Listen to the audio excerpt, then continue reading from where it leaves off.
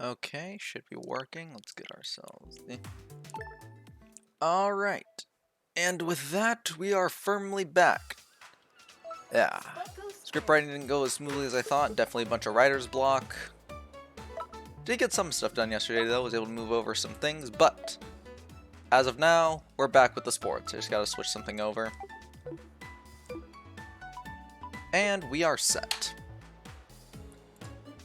I'm gonna not dawdle too long. We're gonna move right into the sports. Let's start some random games just to get ourselves going. Whew, okay. So, single day off to try to work on video stuff. I don't know how it went. I was able to work on 2 things, however, I don't know if they are gonna fully pan out. Thinking I'm gonna have to completely pivot and come back to one of them later. I think I shot a bit too high for what I wanted to do on the first one, so I gotta temper my expectations. I was gonna write a thing on a series, I'm gonna try to now switch it to a movie or something. I'm gonna try to keep things a bit more simple, keep things more set, more within the realm of what I can actually achieve. Aimed just a bit too high, so I gotta temper my expectations. But now we're on to bowling. Ooh, and it's special. Alright. That's a change of pace.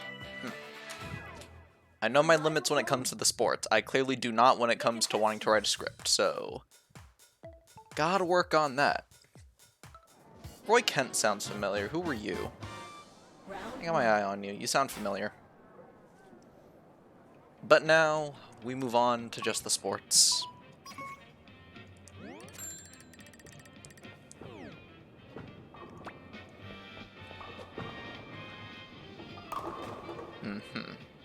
Tilt that over a tiny bit.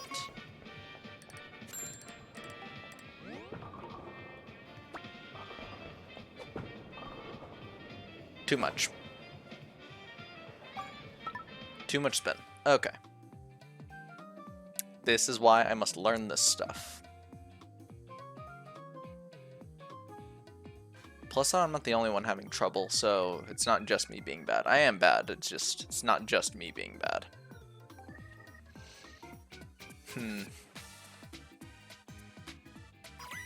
Alright, let's pull it together in the next 2 rounds. Or next 2 frames.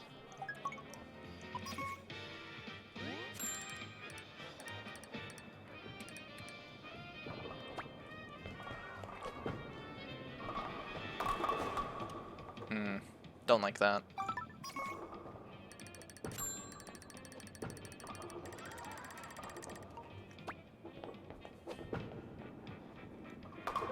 Nice. Okay. Roy Kent, you got a gutter. Wait, how'd you get a gutter? No, it hit a thing. That's what happened. It hit a thing. I confused it. Oh, he got 9. Gotcha. He got a bit unlucky with the timing, but he was able to pull it back, relatively speaking. Good moves, Kent. Next.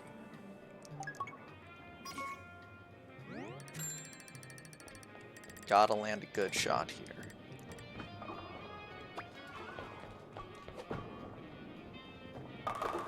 Perfect. Good strike. That is a pretty middling score. I mean, look at Ashton's got a pretty high score already. So I got some competition, but I think I survive at least. Special bowling is very finicky. Yeah, I was thinking on what I should make for the scripts. Obviously, the first thing I did, which is probably the main thing I should have done, is make an introductory thing for once I get like 1 or 2 videos up. Actually, no, maybe like 5. Once I get a consistent idea of the thing, I'll put out that video just to like give a solid explanation of myself. Main direction to the Twitch channel, kind of like a channel trailer, I guess. Next, I want to give a solid review on something. I talk about how I watch many things, play a number of games, watch a few different programs and such. Oh man, Roy Kent fell out. He sounded familiar, so I had a few more high hopes for him, but that's fine. Everyone has their off day. Round 2. But yeah, I wanted to give my 2 cents on like some things I've watched, maybe. Maybe some things I've played too, but that's the main idea. I'll give my thoughts on certain things I've watched. give my thoughts on some games that I've played, things like that. I know, a media review channel, that is completely original. Originally, I was gonna do that one idea I had where I went through the first 3 JoJo parts, but that's too much. I need to get a solid idea of whatever style I want to have down first before I do that. Question is, what do I discuss?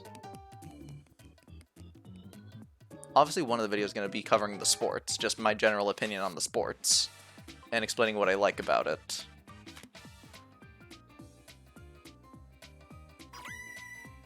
I don't know when I'll do that, though. Maybe that could be the first one. I don't know. That sounds more doable to me. It's more in my wheelhouse of skills.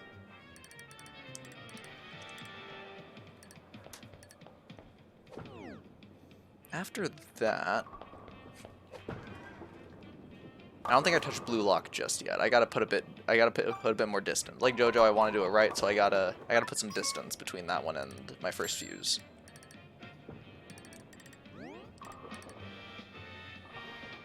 Purely out of respect. So maybe I discuss the Pokemons. I was thinking I'd do a thing discussing why Pokemon Sword is probably one of my favorites. Like, obviously, Sword is still probably tied with Heart Gold. But I definitely feel liking Pokemon Sword is a bit more of a hot take compared to that, so I like to firmly give out my reasons and explanations as to why.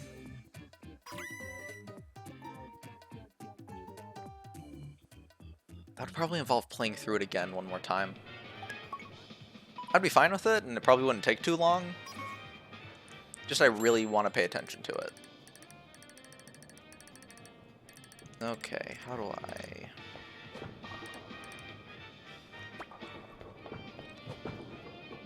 Too late.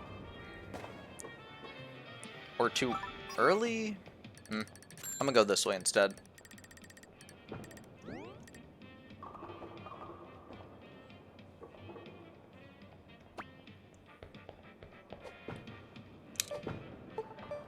But okay.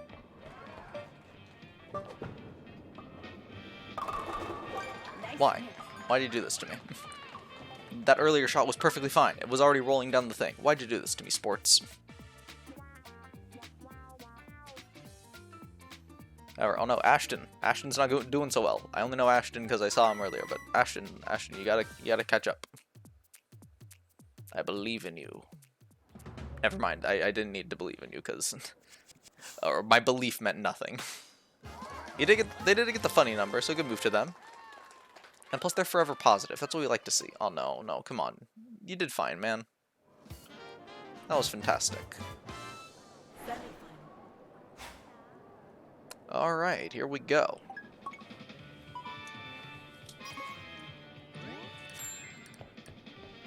We go for old reliable as best we can. Oof, that's a bad split.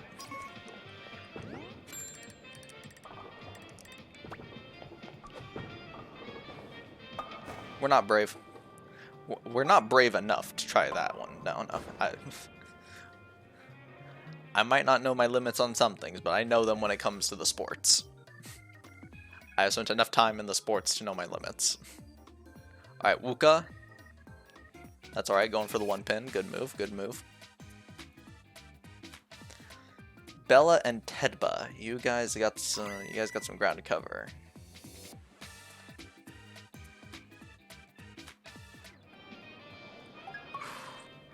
I think Bella can do it, or never mind. I don't know if Bella. Maybe actually. I thought she was only 1 behind. Turns out she's a few behind. That's fine. I'll go with this. This feels about right. Never mind. That was a really bad split.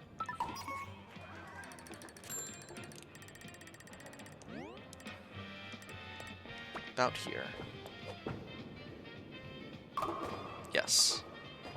Not ideal, but still pretty solid. Tedba pulling ahead. Good move, Tedba. He's gonna be some real competition for me in the last frame. Bella, come on, you can do this. Tedba, You're really putting me on edge, man.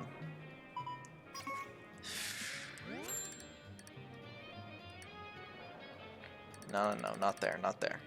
I have to go for the chiz. Alright, coach, guide me. Guide me, coach. Coach, you suck. Why do you do this to me, coach? I'm gonna fall out. Coach.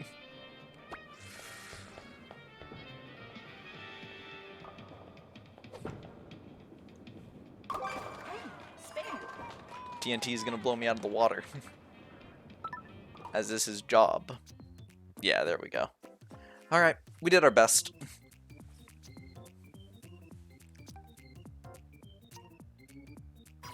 Good game, good game. Woo, Toasted, good to see you. Not much, not up to much, just talking to myself, losing our first bowling game. Typical stuff. Nice game. Yeah, just thinking to myself. Finish. Oh well, next game.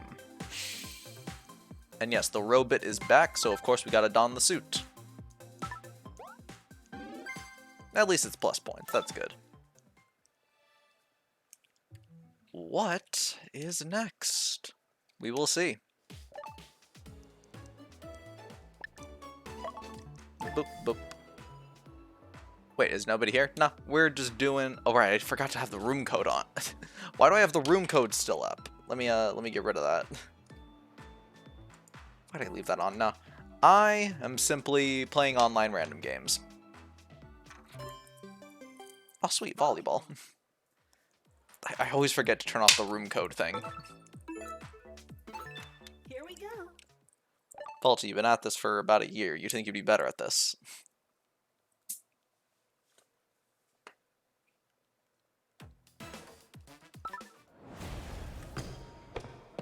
Yeah, we're just playing random games. Ah, hey zombie. Just talking to myself, discussing my initial plans for trying to make the videos. And going over how I didn't really plan it out too well, so I gotta get more structured with it. That's an easy catch, never mind.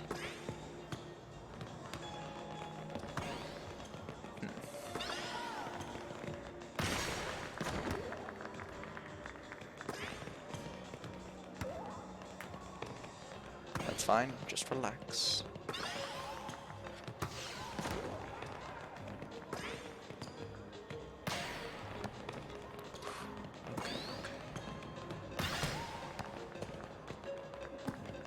Let's see. I misjudged how far he was from the center. That's my bad. Sorry, Luke.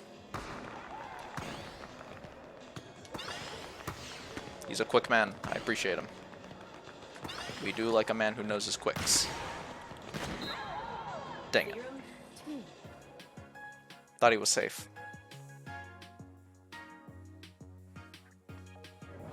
You didn't hang enough to the left. That's fine.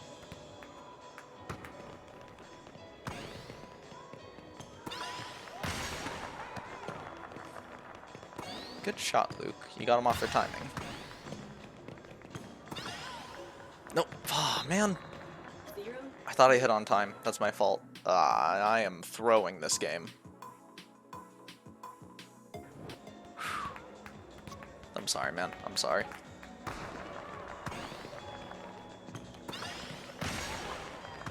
That's my bad. I could have sworn I shot.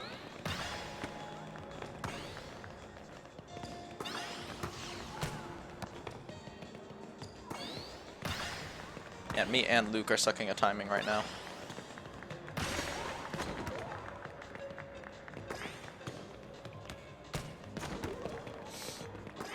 There you go. Okay.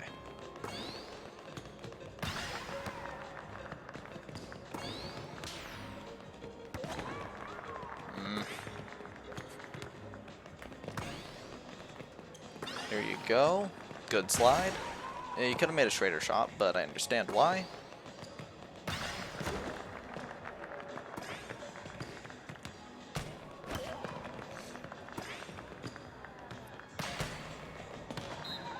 Oh, I thought it went over. I thought it went over. Alright, come on, Luke. Let's get 1 point. We are sucking, but let's get 1 point. Yeah, there we go. Good move, Luke. That's just what we need to switch momentum. Come on, let's go. Wrong person, but okay.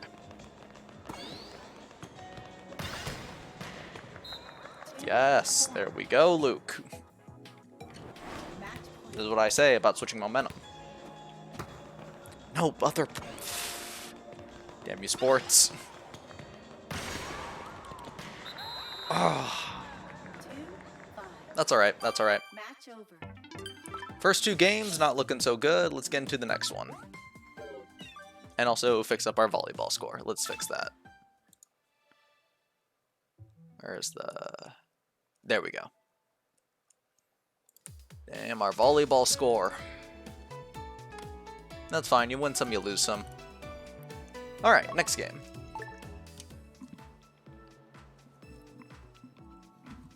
Man, I thought by playing some sports earlier today, I would have gotten the rust off the hinges. That's fine. Just throw me in a soccer game and I'll be good to go. Soccer. Will Faulty win his net? Why are you doing this to me? Alright, whatever. It is soccer, so let's see.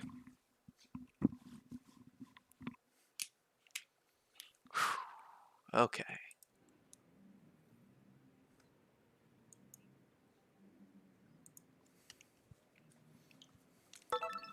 Experimenting with the predictions. Hey, dude, you are on it with the experimentations. I appreciate it.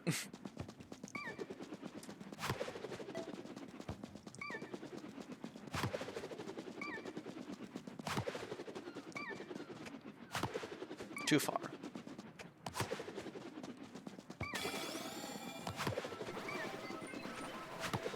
Too far.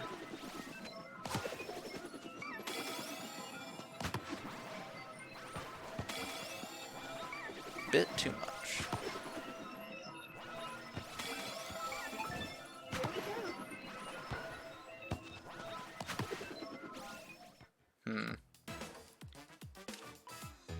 Although if I vote in it, I can't choose the outcome. Nah, I gotcha. Ah, the red team. Alright, here we go. Teams look relatively even. We got the better medium, but they got the more peaks, so let's see. And I already forgot who the higher players were, so let's see what we can do.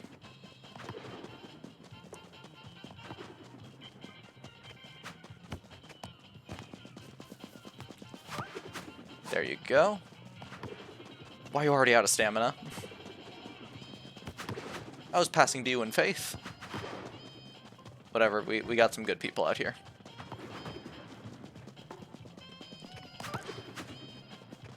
Leeward, make a good pass. There you go. Cannon shoot. No, why?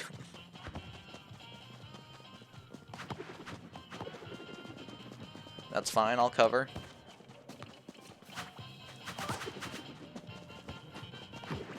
Very good. You should have passed. Okay, our passing is on today.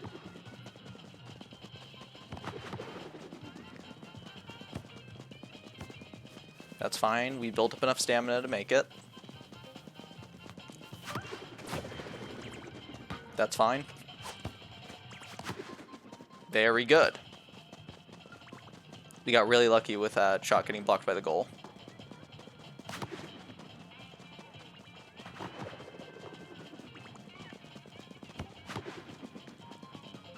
That's fine. We have someone there.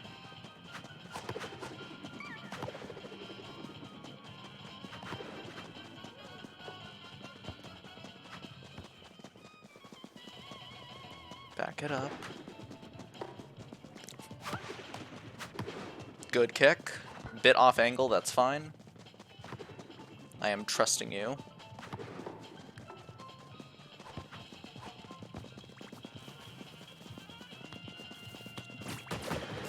Ah, good reaction. No! You should have trapped it! Ah, my teammates are giving me agita. It's fine, that's fine. Good kick from her. I gotta get away from her. Why do you keep on headbutting? It's not good.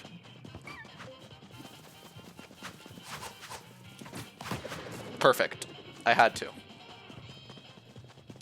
Meredith, I gotta get off her. I gotta get her away from me.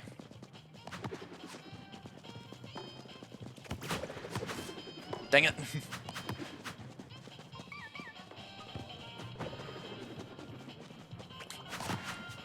Good kick. Okay, okay. Keeping an eye on you. Because you're annoying.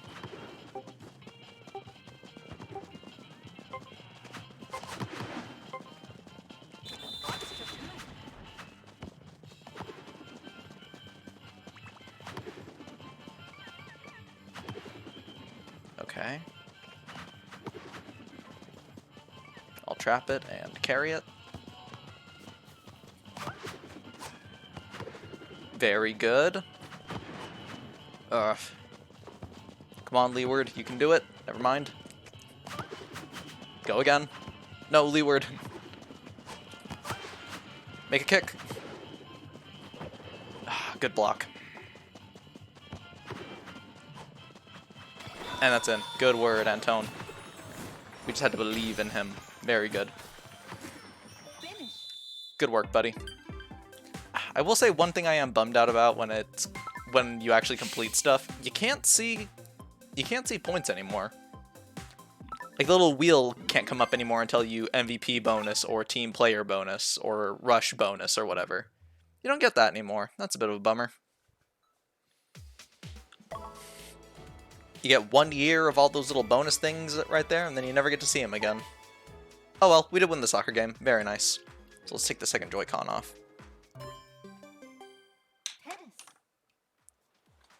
Tennis. Jremize? Here Jremize. we go. Definitely pronouncing that wrong, but time for tennis.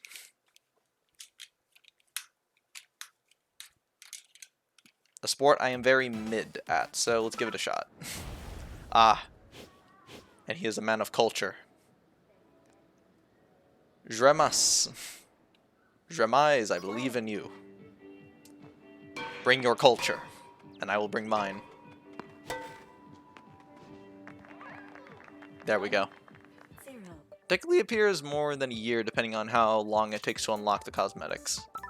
Well, yeah, fair point. I'm just going based on the assumption that you do continue at it for a solid year.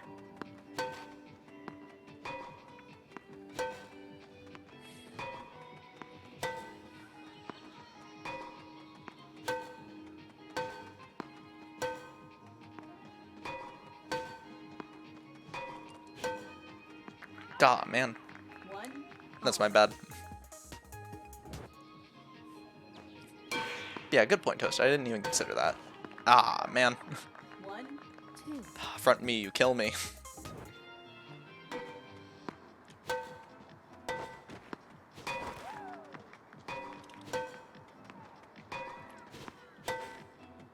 Front me, please do your job better. Please, you're leaving it all on back me.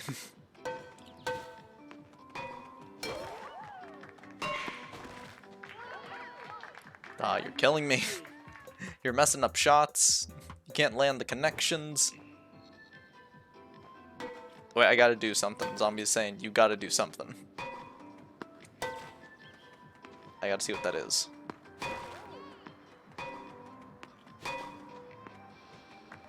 Ah, he overswung. 2, 3. You gotta give the end result to the prediction since I voted in it. Oh, right.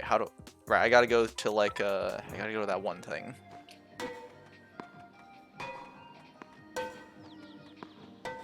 Alright. I think it's slash rewards or something. Oh, use slash prediction. Okay, it's a separate thing. Gotcha.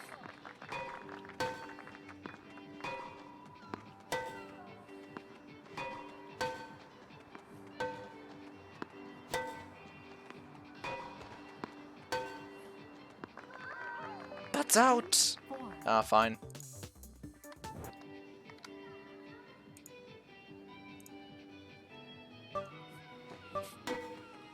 Alright, let's see.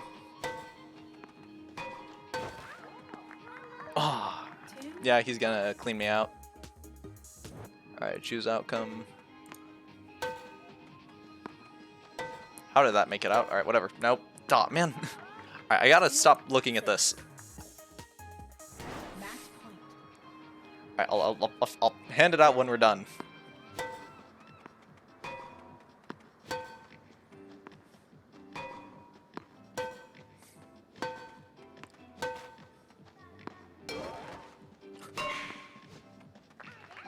Also, I can see that one person voted against me. I'm not even upset that you voted against me. I'm upset you voted against me when it comes to soccer. That's my problem. The outcome was yes. Just complete the prediction. Match point. I'm more disappointed I got voted against in soccer. Like, I'm not even mad you voted against me. I was doing pretty bad. But it's soccer is the problem. Ah. 3 And that's out. seconds. Game Jermise, set, match. you out-cultured and you out-skilled me. Good game, my friend. Good game, buddy. Yeah, legend level player sucking at tennis. All right.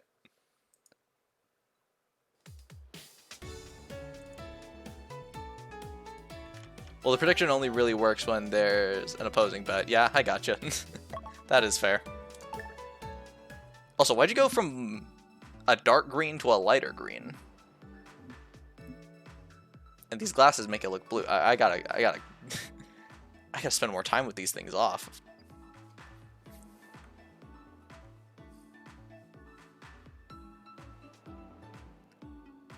Otherwise, there's no reward in betting. That is fair. That is completely fair. You did it out of necessity. I understand. Oh no, Big Jim's here. Oh no. No, not Big Jim. And it's on golf too. That is something that firmly deserves the bet against me. That is completely fair. Ooh, one moment, please. Here we go.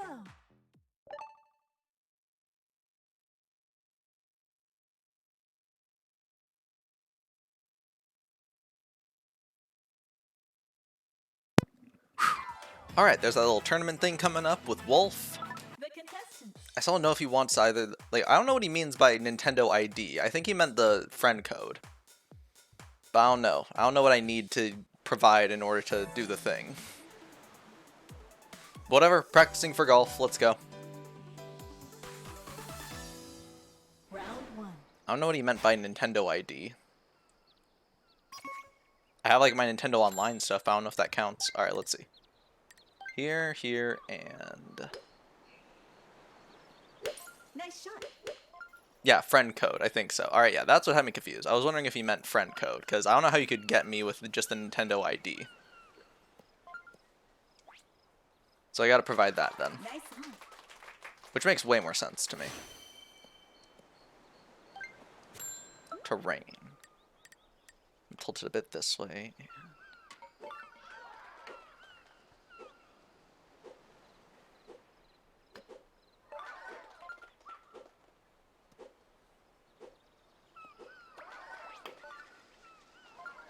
Ah, a bit too curved. That's fine.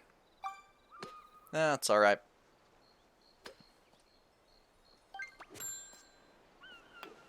There. Nice par. Alright, good par. Big Jim did finish first, though, so that displays high confidence. Which makes sense, he is also the only A tier in this lobby. Just how good is Big Jim? I didn't see him, so this is going to be a surprise to me. We're going to open it up. Big Jim got a hole in one. Let's see it. Show me your skills, Big Jim. Oh no, he got a birdie. Same as Ian and Special K, I see. Alright. Well, let's do better in this next round. We gotta beat one of those top 3 if we want to secure a spot in the finals. Are the blue light glasses really effective? I'd say so. One of my siblings spends about as much time on the computer as I do, but they don't use it, and they constantly complain about their eyes straining them. And I can pretty much look at a screen for the entire duration of a stream and then some, like afterwards, and I never really deal with eye problems. Like, the blue light glasses aren't meant to, like, necessarily help you maintain vision or anything. They're not meant to improve anything. Their design is so you can stare at a screen for long amounts of time and not deal with eye strain. Like, you know how you look at a phone for a while and then you look away and your eyes feel kind of eh? That's what that's for. It's designed to make it that you can stare at a screen for longer without having to look away and have, like, pain in your eyes. Nice shot. And I'd say, yeah, they're decently effective for that. I've never really had problems with them. And we bounce off of them. Perfect. Perfect. I almost drowned while drinking water just now. I have been there. It just goes down the wrong pipe. It is, oof. It's not a pleasant time.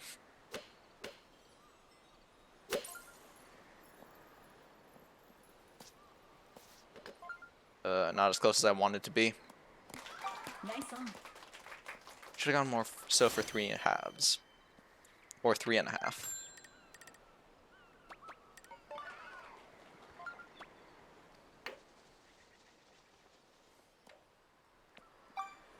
I'm looking at some research studies about blue light glasses.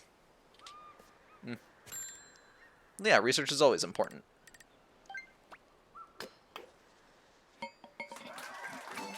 Nice par. Ah, Big Jim got a bogey. We got par, though, so that means we're doing decent. He's compared to him. Okay. I think he is still ahead of us, though, because 2 pars back-to-back is less than a birdie and then a bogey. Let's see, do blue light glass.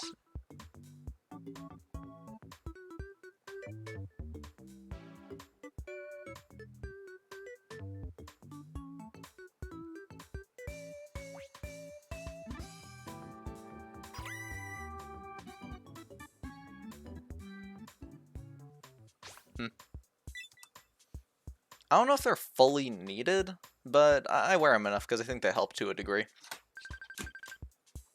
It might completely be placebo effect like we went over in class in Persona. But I don't know. I don't see a problem in not using them, so I use them. And plus the main reason is because I spend a lot of time on my phone, and then I find it hard to be able to go to sleep at night because I just stay up really late. So I also wear them then to assist me in the act of going to sleep. Because I don't gotta deal with being up super late at night. Again, could completely just be placebo. Nice shot. But so far, I've seen a bit of improvement, so yeah, might as well. Ah, man. Bad placement. Bad placement.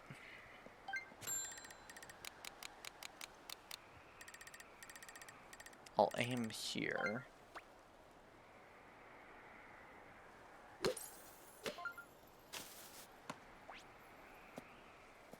Are you kidding me? That's awful.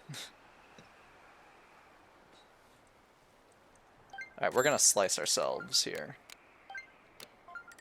We're gonna try to.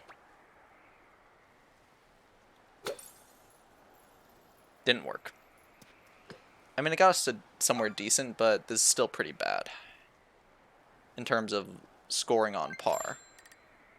At worst, or at best, we get a bogey.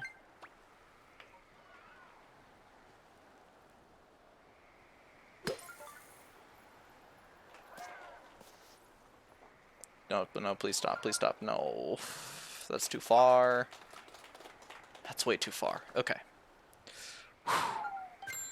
Yeah, I hope you're okay, Toasted. I know toast and water don't necessarily go well together. There we go. Yep, bogey. Ah, that sucks. Oof. Wind really killed us this time. First we land in the sand, then we land right behind a tree. Not good for us whatsoever. All good here. Very nice. Very nice, Toasted. But yeah, I've basically just been thinking about, like yesterday, I was working on some scripting ideas. The first one was like, what would you describe that? Oh yeah, we are probably gonna get eliminated. That sucks. Ugh. I was thinking maybe something of a channel trailer, but there's nothing I'm really known for, so yeah. Like, just a little video explaining myself, what I'm about, all that type of stuff. Plug in the Twitch channel, that type of thing. After that, I started thinking what else I could do after that. And I'm thinking media discussions and stuff, so I started writing a thing about the first 3 parts of JoJo, and then I realized, no, you shouldn't do that because you have no level of experience with this. You gotta give it time before you try that. I'm gonna go with this. This feels right. Nice shot. So I'm shifting my focus. I think my first video should maybe be discussing the sports. Just my general thoughts on them, why I play it all the time, that type of thing. How it's assisted me in the channel and stuff, how it's been fun to play it throughout, people I've met throughout it, that type of thing. Basically just why, even like after a year, I continue to play the sports. After that... well, that's going to cover a game. After that, I think I might cover a movie, because in particular, I have some very contentious takes on Across the Spider-Verse. Namely, I don't really like it too much. Namely, the fact that I find it to be a, like, maybe 6, 7 out of 10 movie. Like, I've said it for a bit. Like, when the movie first came out, I said, I have middling views on it. And a few other, like, streams I've dropped in and out of, I've said, like, I find it to be a 6 out of 10 movie. That's not to say it's bad. That's not to say it's bad. One sec. Some articles here, although there are little effect from the glasses, it isn't harmful to wear. Main issue is the users staying too focused on their phones, their eyes not giving their eyes the break with blinking. No, I feel like I blink fairly often, and yeah, we're eliminated. About what I expected. That'll probably hinder my score, because Big Jim was the only other A-tier player here, so that's definitely going to bump me down. How much, though? I can buy people not blinking, but I feel I blink enough. I haven't noticed not blinking in particular. Oh well. But yeah, really quick. Not to say that I hate the movie. Like, if I'm rating it from a more subjective view, based on pure enjoyability of the movie, I'd probably give it a higher score. But when looking at it, just like on my own stuff, like how I view it and stuff like that, I can't give it a necessarily high score. And the problem with that is this movie is getting love bombed as hell, dude. Like, you cannot say anything bad about this movie. No one wants to hear it. Like, if you say you're not necessarily a fan of the movie, you'll be told, like, oh yeah, you're being nitpicked and stuff. It's just the normal bit of toxic positivity that happens. I fully understand. It's a really fun movie. I understand why people like it so much. I just don't feel the same way, and I would like to give my thoughts on it. So maybe that could be the second video. And again, that might invite a bit of controversy, but who cares? I'll just give my general thoughts on it, explain myself, and hopefully people will understand why. After that... maybe I plug the Pokemon stuff. I have disabled them as of right now because I'm not really doing much with them and I'm not really playing as much Pokemon. But with the home update and being able to use a bunch of old Pokemon, I do want to get back into that eventually. So maybe I make that little thing I want to do, explaining the stuff, getting it out there to the greater public, displaying that that is an option if people want to use that as a resource, so people don't hack their Pokemon all the time. Because that is a big problem with competitive Pokemon, is just massive hacking, and I'm not a fan of it. So with that, I'll cover games, a TV show, or no, a movie, and then another game. What else could I work in? Because we got the sports, that's a pretty big part of the channel. Spider-Verse isn't as big, but it does cover media discussions that I like to have. It's smaller than JoJo, maybe I cover Kuroko. I was asked to watch that a while back, and I said maybe I'd try to make a video on it. Maybe. I don't know, I'm just trying to get some ideas. I'm trying to sift through my things, because, like, just going at it without much of a plan, terrible idea. I definitely work better when I actually plan stuff out. Other than that, doesn't really work.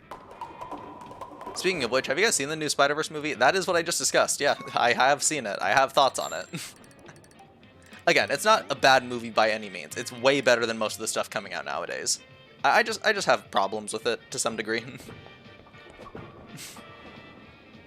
Nice fair.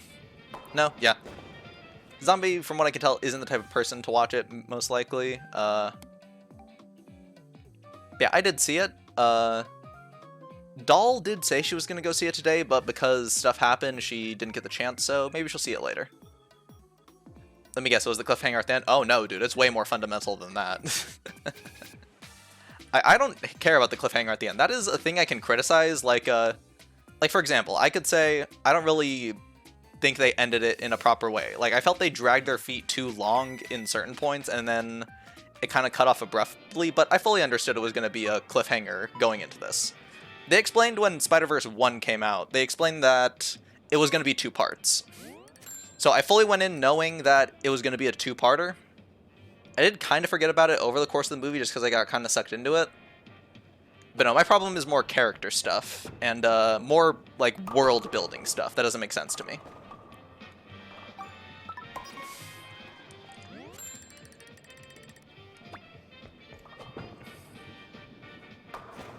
Ugh. Like, let me give a solid example of a world-building thing that doesn't really make sense to me.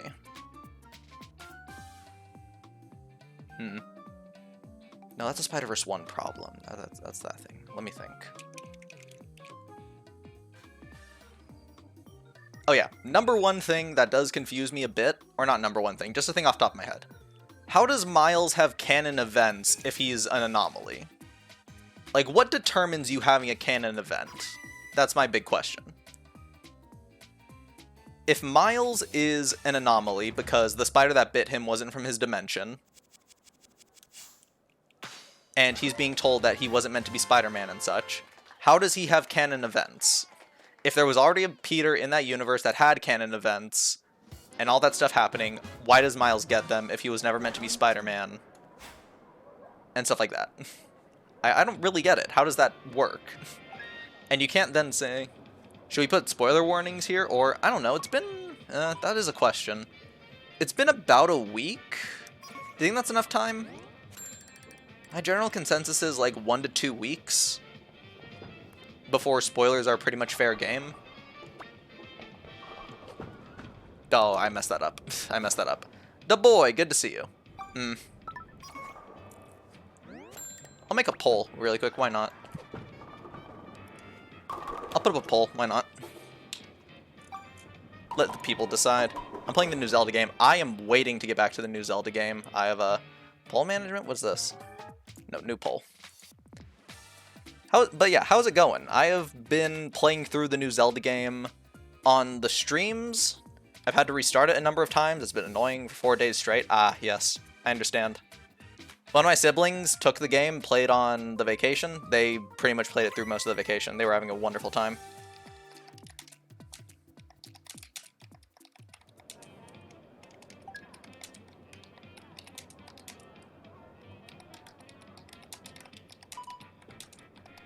One sec.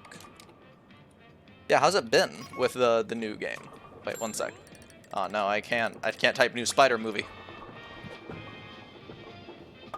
I'll simplify it. That's a strike. I didn't plan on that. I just did that off the dome. Play this game for a year. I'm somewhat good at it. I'm doing Ganon stuff. Ooh, nice. Let me see. Question. Oh yeah, also, like, that's another thing. Spider-Verse is not the only thing I have issues with. One of it is, Tears of the Kingdom. Like, the main problem is they say, 1, that this was the imprisoning war, and then 2, they say this was the first king and queen of Hyrule. How does that happen? I'll get into that probably when I finish Tears of the Kingdom, because that's a whole different discussion. That's for, like, when the game's over and I have the full story in my hands. Then I'll check that out and discuss my issues there. Because maybe they get ironed out. Maybe they explain, no, this is a whole new thing. Alright, let me see. Spoiler warning for Spider movie. Yes or no? I'll make it 2 minutes. Why not? That sounds like a fine amount of time. I have almost the whole map. I went and got pretty much the whole upper map. I haven't gotten the map of the depths. Like, I got that in my off time between bouncing through the story stuff, just to have access to the map to fast travel. Does Ganon fall in line with your tastes of Drago and stuff? Ooh. Oh yeah, of course. That makes sense. You seen him? He's a beefy boy. Of course he does. Ah, 4th place. Not as good as I thought, still pretty good. But yeah, they beefed up Ganon. Oh wait, boy, I gotta ask you. Because I have seen them, I know the differences with them. Ganon pre-tier or post-tier? Which do you prefer? Which falls more in line with your sensibilities? Pre or post-tier Ganon? Ah, that sucks. Or do you perhaps run the opposite way and go for dehydrated Ganon? I've heard some people go after him. Both. That is fair. Why choose one when you can have both? I didn't plan on that split. That just happened.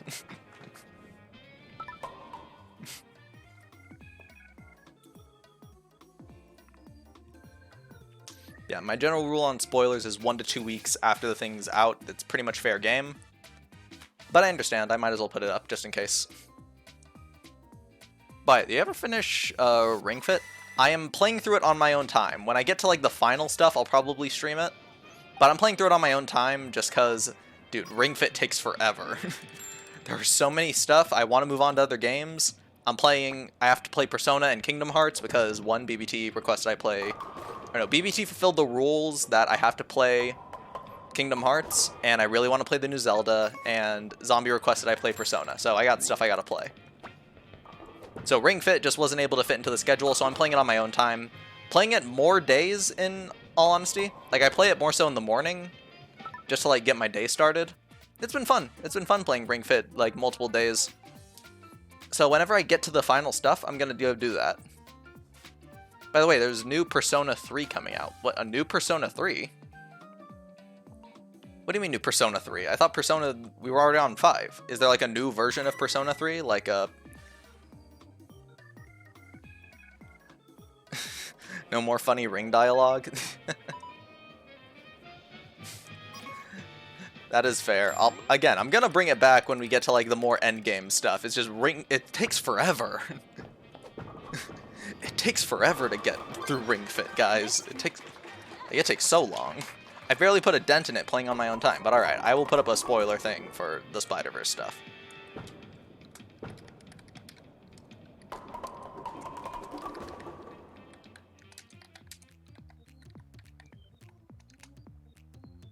Wait, what do they call it? What do they call it? 1 second. Right. Across the...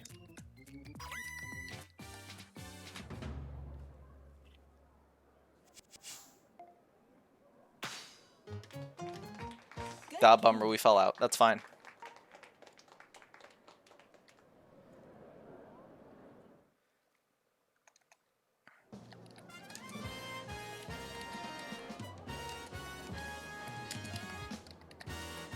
Final round.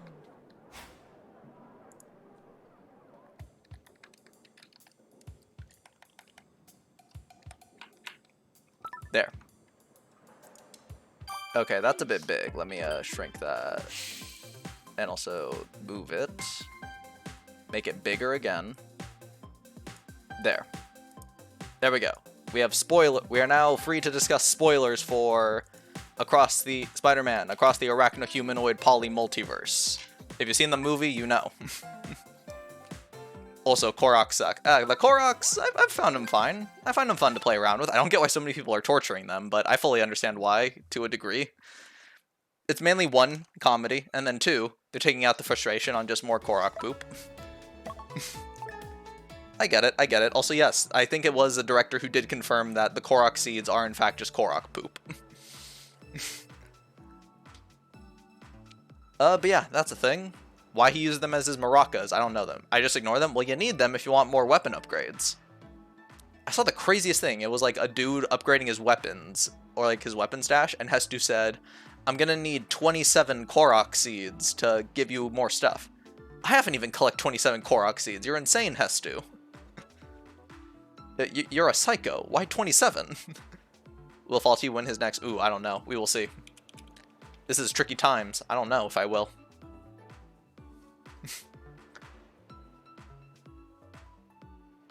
But anyway, the Spider-Verse stuff. What are the main things that I have a bit of issue with? Well, first I should probably discuss the movie like as a general plot, and then I could delve into my more bigger issues. So first things first, we have Gwen Stacy coming in, and we get more of her backstory. It lasts about 20 or so minutes, and we get to understand how she joined the organization of the Spider People. We spend a good bit of time with her. We understand how Peter dying impacted her life. Pretty heavy stuff. After we finish that up, we move on to meeting with Miles. With Miles, he's going through the problem of, well, being Spider-Man, and then also dealing with the fact that he can't really connect with his parents. Because they want him to stay close, and he wants to move away to a more prestigious school to investigate traveling the multiverse, because he really liked Gwen, and he wants to see if he can travel the multiverse to try to be with her, to a degree, because like he really likes Gwen. It's a thing they push quite a bit through the movie. Along the way, he meets Spot. Spot is a villain who is honestly pretty fun, but we'll get into him later. Actually, no, we can get into Spot right now. That makes a bit more sense. Puerto Rican mom, that is true. I did like when she snapped her fingers. It was the Puerto Rican flag, I believe. Ooh, it's soccer. Here we go. Here we go, soccer. Yeah, they really play up the mom a lot more. First movie, they heavily worked on the dad. This movie, they heavily pushed the mom. I like her. She's pretty nice. The bagel effect joke got overused really quick. Hey. They knew exactly what they were doing when they brought in the bagel. So yeah, we can go over Spot. Spot is a man with skin that is completely white and pretty much over his entire body. He has no face. He has no distinguishing features. He is just a white canvas with spots all over him. And we are told that what happened is, when Miles did the particle collider in the first movie and stopped it from going off, he inadvertently made Spot into what he is today. Ooh, we have the deck stacked in our favor, so we gotta play well. Yeah, by Miles destroying the particle collider, Spot became what he is today, and he's disfigured and stuff, and he blames Miles for it, which understandable to a degree. He is still he's a pretty bad guy. But still, he views it that Miles did a terrible thing to him, and he doesn't even care about it. Miles views him as more of a nuisance than someone who he actually ruined the life of. And so, Spot swears vengeance, and he eventually falls into one of his own spots. But the bagel effect, I will go over that. It is revealed that Spot is not only the guy who brought the spider in from the other universe and gave Miles his powers, he is the guy who Miles hit with a bagel in the first movie. Very funny situation. I fully support the bagel effect. The bagel effect is wonderful. And good work from these two. W, squirrel, very nice. Yeah, Spot falls into the universe, or falls into one of his own holes, and he realizes he needs to... What's going on, Greg? I was confused for a little bit.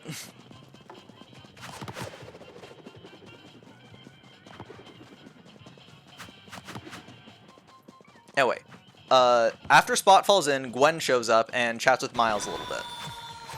They hit it off, talk to each other. Gwen explains the whole stuff about the Spider Society and such.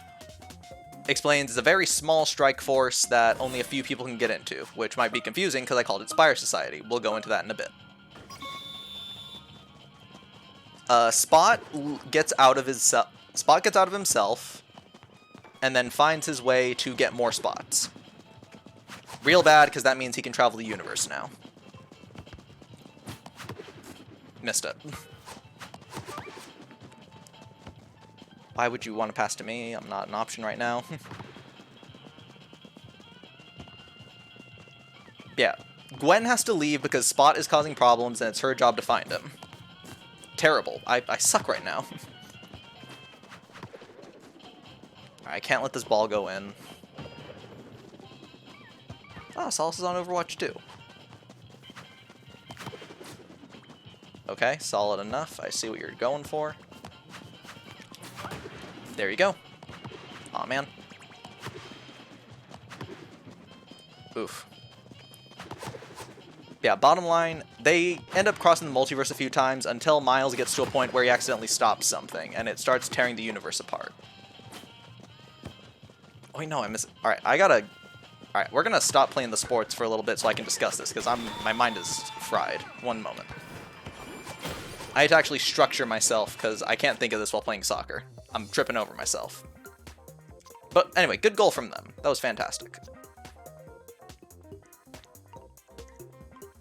Alright. Calm yourself, Faulty. Stop trying to throw a million things out at once. Just go through the plot so you can frame your points.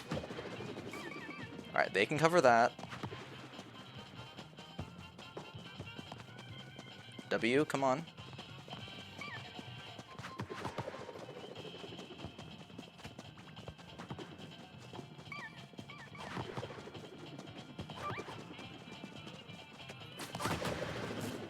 Okay.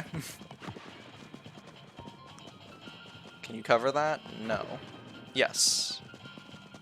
No, that was the opponent. That's fine.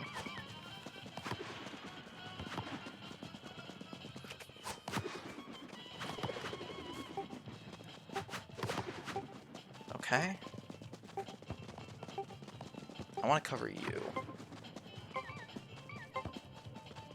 Extra time.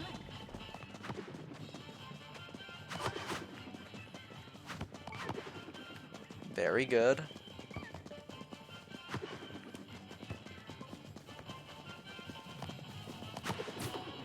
Terrible.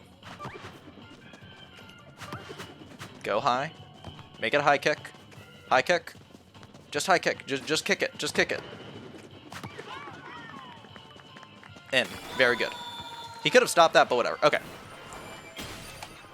Let's reset. Okay, where were we? Miles follows the Spot to an alternate universe. Spot's goal is to go to Alchemex and find more spots for himself. / prediction. Boom. Choose outcome. Answer was yes. Because it's soccer, and we can win soccer relatively consistently. So, they try to go there. Miles gets into more of a spat with Spot, and Spot reveals that he doesn't want to be a joke to Miles anymore, so he's going to take everything from him after he gets more spots. That is when they then go to Alchemex. Spot triggers the particle collider in that dimension, and he gets more spots, becomes a big multiversal being, and travels to somewhere. He's like traveling the multiverse at this point. He doesn't show up for the rest of the movie. Tennis. Bit of a bummer on my part. Like, I wish I saw more of him, but whatever. We'll get into that later. In the confusion, because Spot kind of destroys Alchemex, it starts falling down the city. Miles saves someone he wasn't meant to save, and it starts destroying the universe. It is here where Miles, Gwen, and... well, no, just Miles and Gwen are brought to Spider Society, where it's revealed the small task force Gwen was talking about isn't real. It's instead a giant society full of spider people who travel the multiverse trying to help people. Then, Miles is explained that he caused what is called a canon, or no, he disrupted what's called a canon event. Canon events are where something is meant to happen in a story, and then by disrupting it, you can tear the universe apart. Think Uncle Ben's death. Think getting bitten by the spider. These are what we call canon events, and disrupting them can result in the destruction of a timeline, because it starts disrupting and tearing itself apart. And I say it can sometimes do this because the Spider Society then has to step in, put down machines, and then try to stop it. It's not always guaranteed they can do it, but it is potentially possible.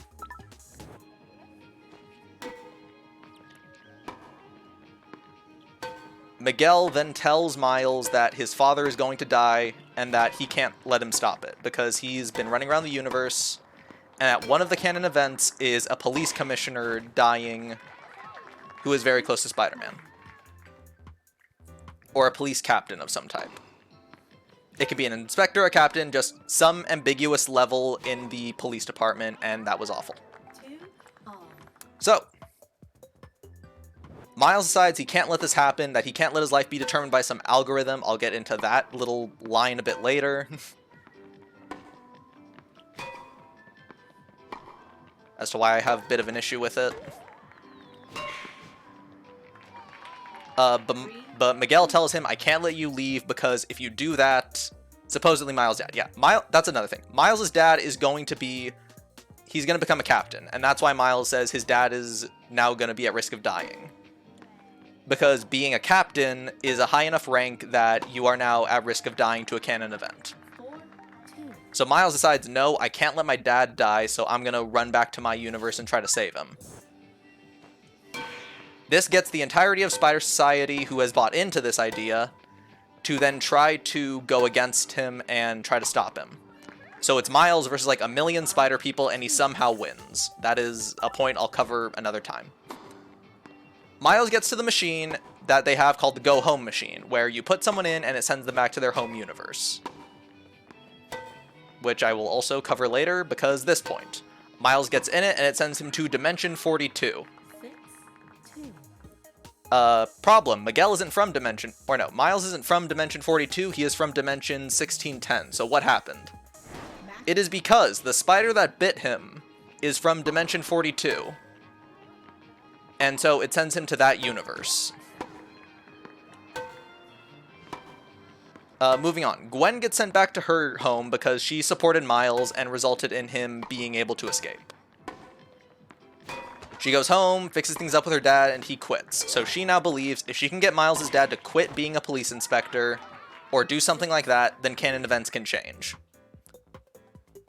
Merc the Skiddos pops. Yeah, kill the dad and the universe lives. That's kind of a thing. But I'll cover that in a second as to why I don't really buy it. Or buy characterization things. I'll cover that in a minute.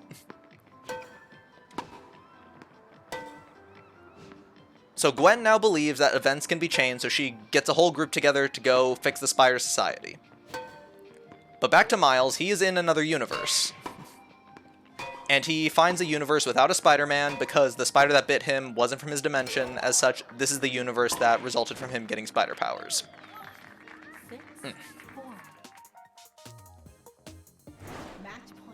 Miles meets himself, who is the Prowler in this universe. And that's where the story cuts off, with Spot getting back to his timeline as well. And that's the stage set for the next movie. So what problems do I necessarily have with this film? That I say it's about a 6 out of 10. Let's start with the relatively large issues, like a story-based reason. Number 1. Why can Miles get pulled to Universe 42? That's a pretty big question. Because according to Spider-Verse 1, this is how it works. When you leave your universe, and then you enter another one, your atoms start destroying themselves because they're not from where you were from. This can extend to stuff like clothing. For example, Peter B. Parker, he is wearing a cloak, or like a coat, that he got from this new universe. Because he didn't have it when he came in. And yet, when he glitches, the coat glitches as well. So it's anything that you're attached to can also start to glitch. So what is my problem with this? The spider that bit Miles wasn't from his dimension, and as such, shouldn't the venom start glitching out of reality, resulting in him not getting spider powers? And worst case scenario, the spider glitches him out of reality because it's inside his body. There's some Call of Duty Zombies level of dimensional time travel. I do not know Call of Duty Zombies, but now I want to play it based on what you said, because that sounds really fun. Oh no!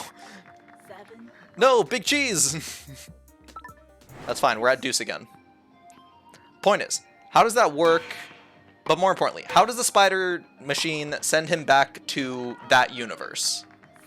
And some people have said, well, you see, when it comes to sending people home, it bases it off of the home dimension. With spider people, it bases it off of the spider. Why would it do that?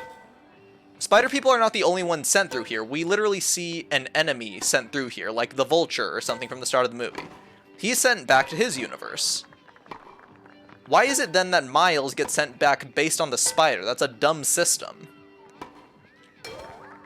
Others could try to say, well then the DNA was altered to match a different universe. That's why Miles is Dimension 1610, but the spider is Dimension 42. So his DNA was mixed to a degree to register as Dimension 42. Here's the question, why does he glitch in Dimension 42 then? If he's, like, registered to go to that universe, how does he go to Dimension 42? That doesn't make sense to me.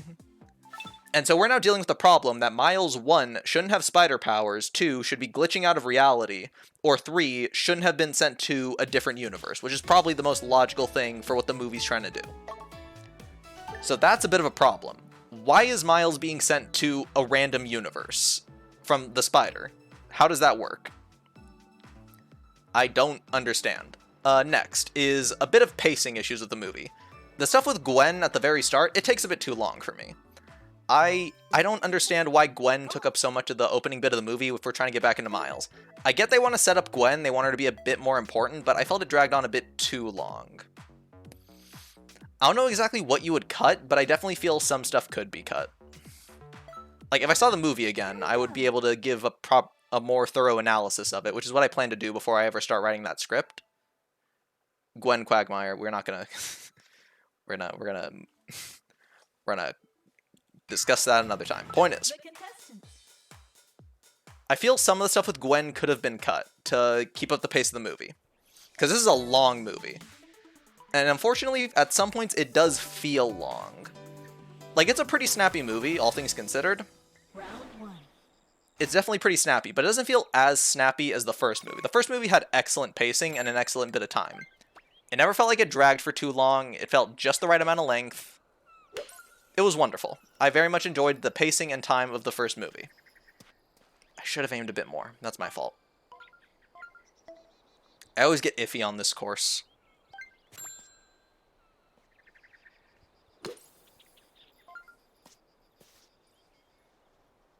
Thought it would have gone in. That's alright. Shoot it in right here.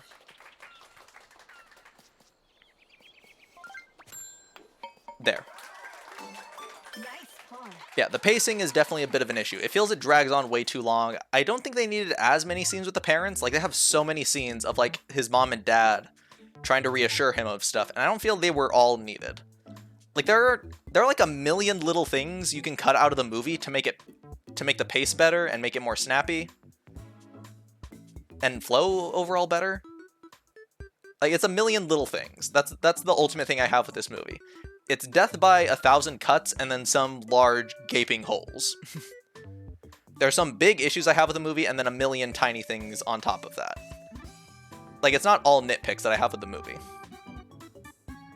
Like, a big main thing with the movie. All of these Spider-Men buy into this thing where it's that, oh yeah, if we don't do this, then everyone's gonna die and the universe is gonna be destroyed.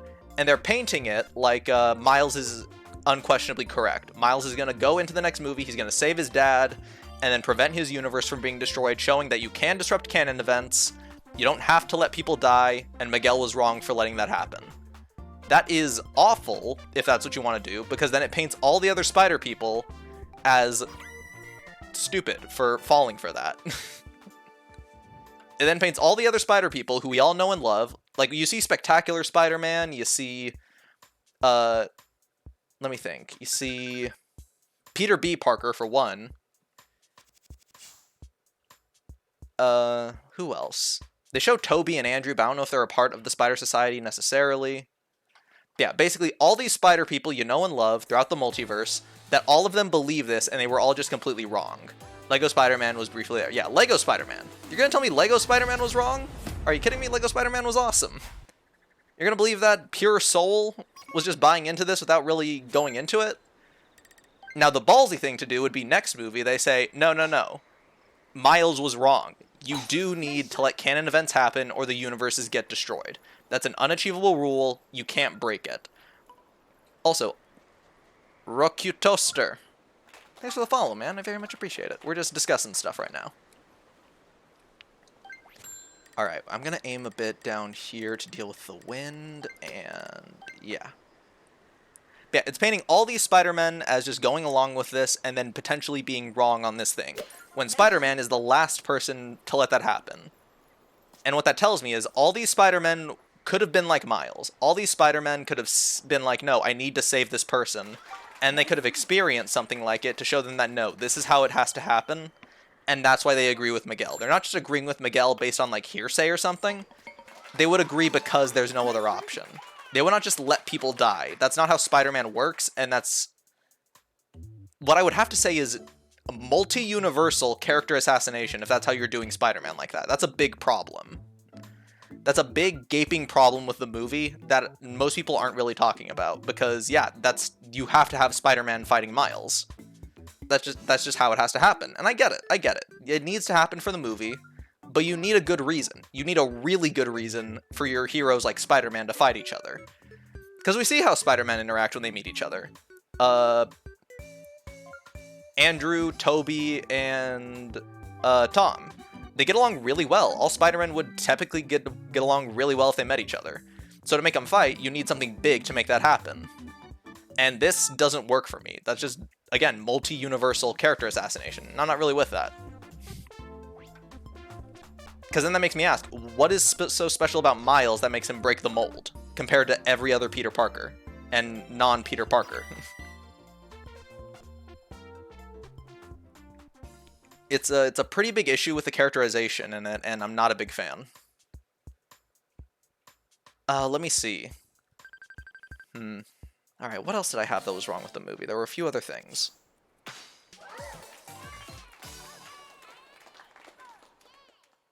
I did already go over the canon event issue. Like, how does Miles have canon events if canon events don't work like that? Oh yeah, that is a question that I do have. Miguel does explain that canon events work like this. Every Spider-Man has these things happen to them, and it results in them being Spider-Man or else the universe gets destroyed. Here's my question. What happens in some cases where events like this just don't happen? Case in point, Patton Parnell. Now, if you don't know who Patton Parnell is, I fully understand. He's an obscure comic character. It doesn't really make sense. Patton Parnell is from the Spider-Verse story, from the comics, where a bunch of vampires are going through the universe eating spider people. And one of these takes us to this universe where Peter is actually a boy named Patton Parnell. He, for all intents and purposes, is a Spider-Man. He is a Spider-Man who was incredibly demented. He is basically a teenage psycho, and he gets bitten by a spider, where he then becomes an actual half-human, half-spider thing. But he is a Spider-Man. He has the attributes of a spider totem stuff from the comics. I'm not even gonna get into why the spider totem's a thing. But yeah, Patton is, for all intents and purposes, a Spider-Man. He doesn't have an Uncle Ben moment. He kills his Uncle Ben. He kills his Mary Jane. He's a psycho. So how does he exist and not have canon events like that? Canon events can't work like that. Which leads me to believe that, yeah, Miguel's going to be proven wrong, all these Spider-Men are going to be proven wrong, and just massive multiversal character assassination. That's another thing. This doesn't really account for stuff like that, and makes sense, it's from the comics, but still. When you're dealing with the multiverse, you have to worry about stuff like that. What's this? There's another problem. Why was that thing that Miles ate in the beginning of the movie microwaved? Thing at the beginning of the movie. Oh yeah, the meat pouch. No, I fully understand that. Some places have those. Like it's basically meant to be like a 7-Eleven, and yeah, I fully understand having like the meat pouches there, and then when someone buys them, you throw them in the microwave and then hand it to them, as opposed to having it on like a little heated thing. Like, that much is a thing that does happen. I fully understand that. Like, a 7-Eleven just has a microwave in the back that if someone wants a heated meal, you can just throw it in there and heat it up. That much I do get. But yeah, basically, those are like the main core issues with it. If I had more time to fully watch the movie again, I'd probably come out with a few more issues. Like, let me think. Oh yeah, Peter B. Parker. Oof. Peter B. Parker is a whole situation. Well, Peter B. and I guess I could also wrap in Jessica Drew's Spider-Woman. Don't take your kids into war. I'm saying this right now, I'm not a parent. I do hope to be a parent someday. But I'm not a parent, so I don't know if I can talk on this, but don't take your kids into war. Maybe that's not a thing a parent should do. Jessica Drew is a pregnant Spider-Woman at the start of the movie. She goes while pregnant to fight the Vulture on her motorcycle. She does give birth later, so she's not dealing with the kid all the time. So yeah, the kid isn't in danger for the back half, but at the start of the movie, that's a big problem. Peter B is the bigger issue. He has his daughter, and she shows up at like the start of the movie. That's fine. Like, Peter shows up, he's at Spider Society, he doesn't think a big fight's gonna break out, and then he has to take her with him because he can't just leave her alone. That much I understand. That much is clear. However, when Peter gets home, he puts his daughter down for bed. She's like 1 year old at this point. Like, this is 1 year after the first movie. She's like at least 1 year or a couple months old. Peter then decides, oh yeah, I should take my baby to go on this adventure again. Because like at the end of the movie, he says, all right, kid, this is bad parenting, but I'm going to take you with me. And she masks up for the next adventure. No. She's a baby. Leave her at home. She's months old. You don't get to take her out on a big adventure where you don't know if you're going to live or not, man. Leave the baby at home. Don't take your baby to war. I didn't think that was a thing that had to be established. What is this? Also, Sonic is an octopus now. Take that, squids. What's that? Oh yeah, that is a thing. Sega announced a new, like, sidetracking from the Spider-Man stuff for a moment. Sega announced a new Sonic game. Let me pull it up. Sonic Superstars, yeah. And let me find the screenshot. Where is it?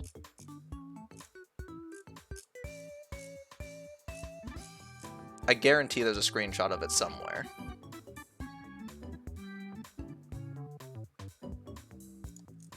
Is this it?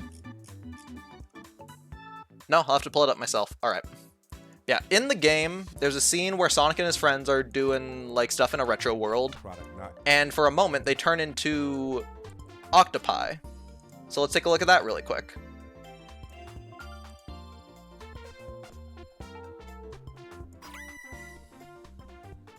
Where are they? Here.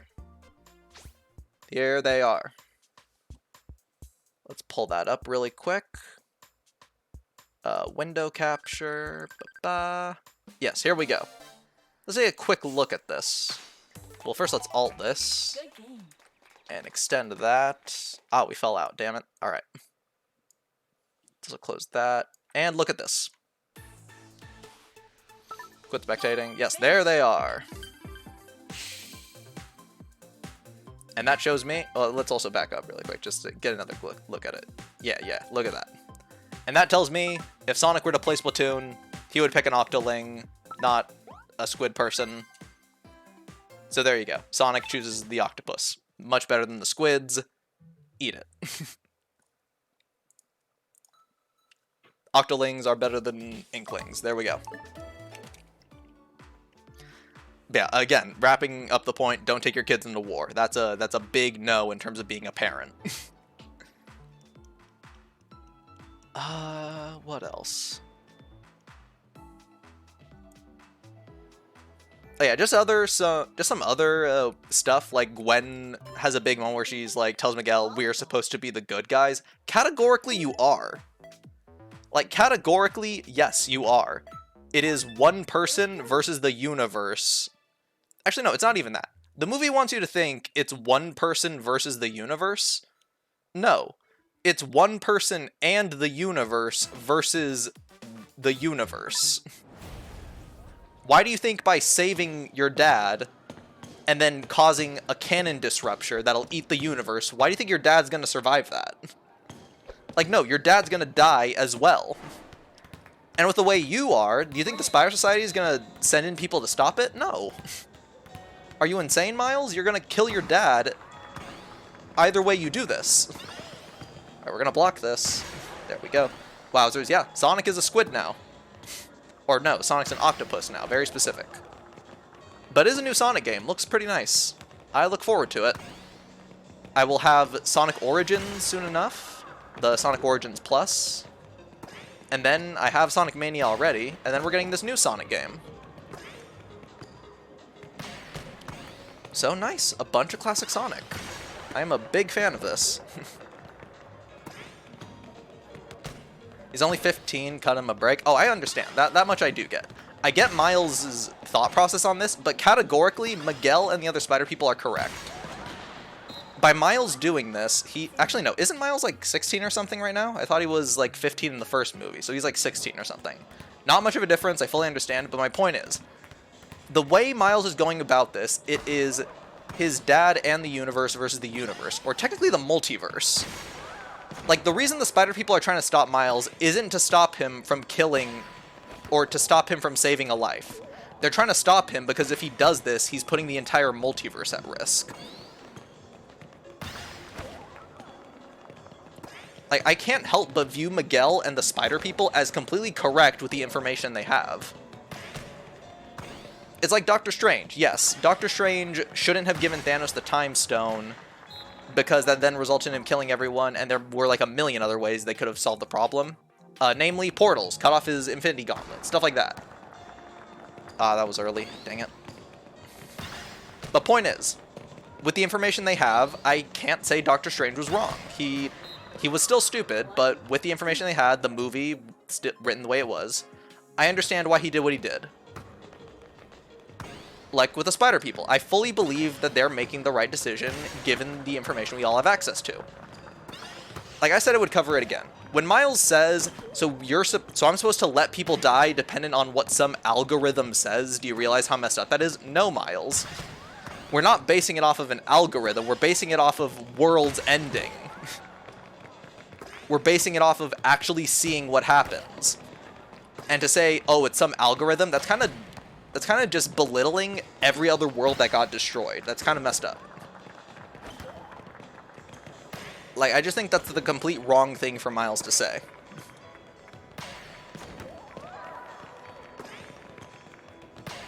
Again, I get it. Miles is in passion right now. He wants to save his dad. But when you look at it long term, yeah, the others are being completely correct in the situation. It's not good to let one person die. Like, we saw it in No Way Home. Spider-Man would definitely make the call to try to save everyone, even at risk of, like, stuff like that. But overall, yeah, I think they're making the right call, even if I think it's massively out of character, which is why I call it multi-universal character assassination. That's my view on it. And that's why I said, yeah, I know I have a very unpopular take of the movie. And why I give it like a 6 or 7 out of 10.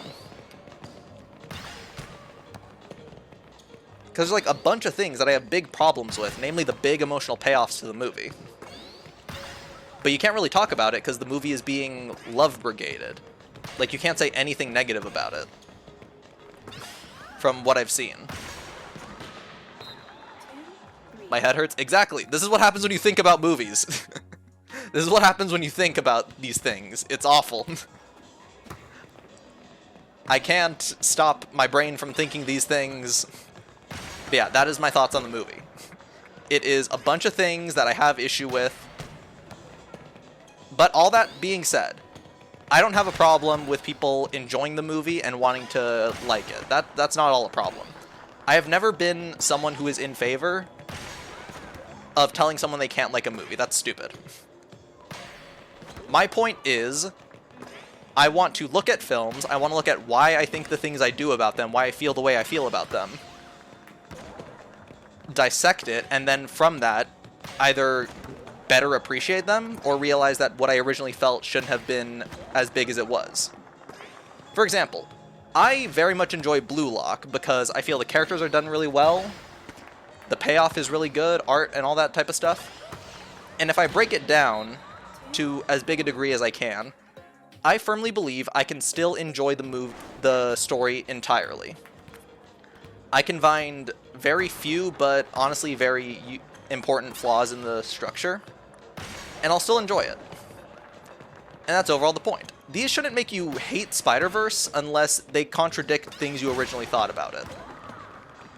It's like if you say, oh yeah, I really like the scene where Miles grabbed a baby hippo and then hit the spot with it. That just didn't happen in the movie. And if your emotional connection to the movie was based on Miles grabbing a baby hippo and hitting the spot with it, then that should be reevaluated when going over the movie again. That's my point. It's that these are points to the movie that I have issues with, and I want to go over the reasons why I have issues with them. It's not that I hate the movie. I just have massive issues with it based on the story. Because why not be consistent? Why not care about the characters and stuff a bit more? And I get it, they probably do. It's just in writing the story they wanted to write, they had to make some changes, and the changes overall don't work for me. Go get invested with the Call of Duty zombie storyline. I look forward to it. I will immerse myself in Call of Duty's lore to figure out Call of Duty zombies. Ooh, Uncle Matt. I think this means soccer. Alright. Very nice. I look forward to it. I think this means soccer. I could be wrong, but I think that's what it means. I'm gonna drink some water.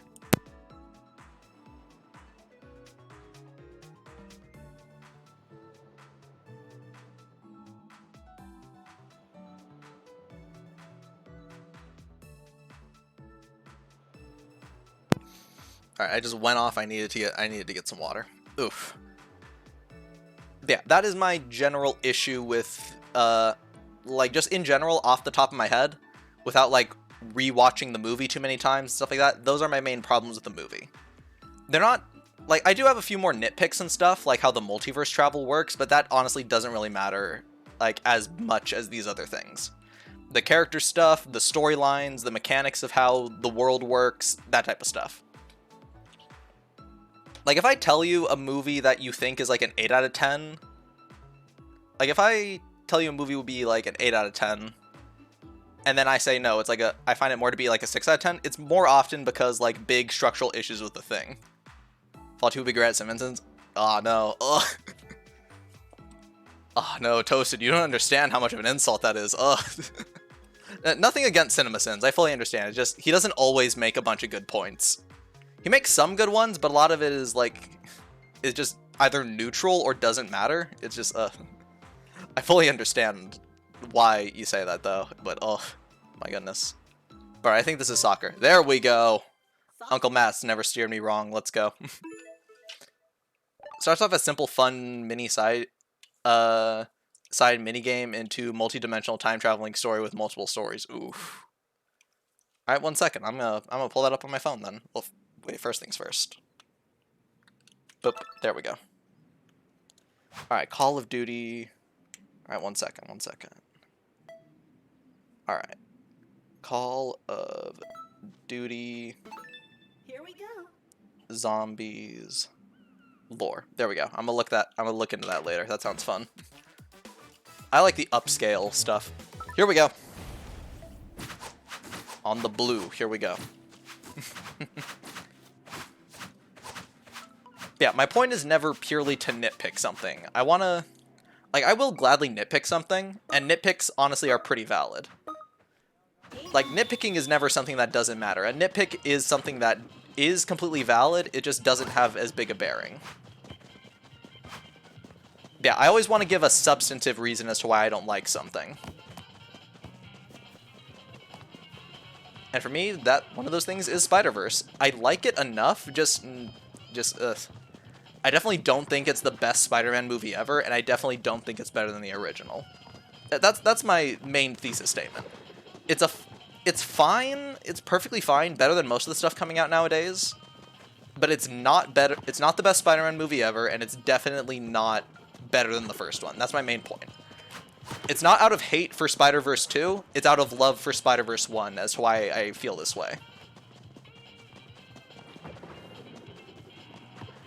Like, if I just didn't care about Spider-Verse 2, I wouldn't really be talking about this. It is purely out of love for the first movie, and that's why I feel about it. Only nitpicks, no cherry picks. Oof. Is that what you call it? Because, like, I've, for a while, been wondering, what do you call a nitpick in the positive sense? For example, again, I follow this guy named Mauler. He calls them neat picks, but I don't know about that. I don't know if neat pick is the right way to say it, but cherry pick does sound pretty nice. Like a small, inconsequential thing that is really nice about the movie. Like, I want to know what to call that, because that's really nice.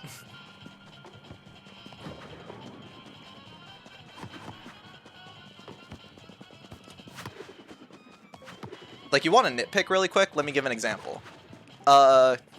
In The Legend of Zelda, Hyrule Warriors, you meet King Dorephan, and he has 2 scars over his head. He had those in Breath of the Wild because you learn in a side story. It is because he fought a Guardian, and the Guardian, in the battle, he got 2 scars, but he ended up destroying it and saving the domain. Important stuff. In in Age of Calamity, he has those scars, despite the Guardians not attacking before then. It is likely due to the fact that the team making Age of Calamity just grabbed the model from Breath of the Wild and didn't take out the scars, because they didn't really think about it. That is a valid issue with the story and the game, but it's not something that destroys the game. Like, you can't say, oh yeah, this game is bad because Dorephan's scars are there. Like, no, that's just a bit of an issue and oopsie on the creator part. That's a little hiccup in production. Not at all something that would destroy a product. And inversely, a neat pick would be them getting rid of it. It would be them paying attention and getting rid of something like that. Which I guess would now be a cherry pick. So yeah, that works. I could use that for a name. I'm gonna take that, zombie, thank you. Alright, back it up, back it up. We'll let Matt get it. Oof. Okay. I'm gonna hold goalie really quick, to a degree. I want to let Matt run free for a little bit. No, why are you kicking back? Alice, kick forward. Okay, I'm gonna take this. Okay, very good. Kick forward, Alice. Come on. No, it went through me. Very good. No. Alice, that was fantastic.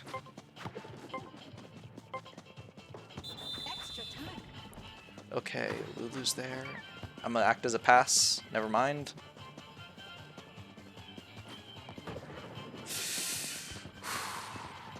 Relax, relax.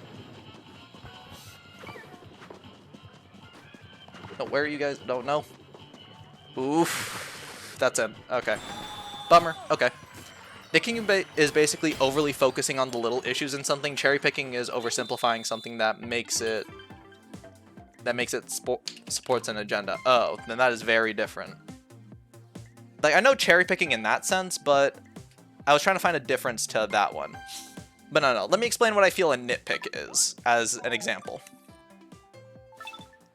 A nitpick versus what I would call, I guess that we'll just call it a neat pick.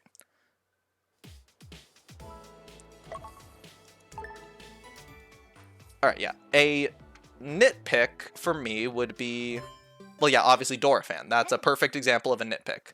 That is something small that doesn't really affect the story, but is a valid issue. That is perfectly valid to have a problem with that. Here we go. Yeah, I didn't really consider that, yeah, cherry picking also does apply to making it support an agenda. But yeah, good point. So I guess neat pick is going to stay as the name for using that terminology.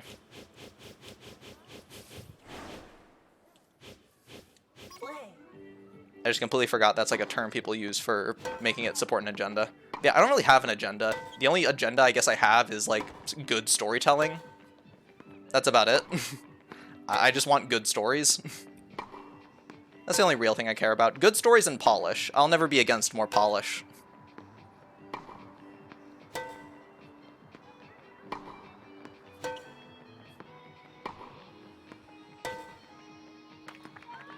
I didn't even notice. I didn't hit it hard enough. Or I waited too long. That's my fault.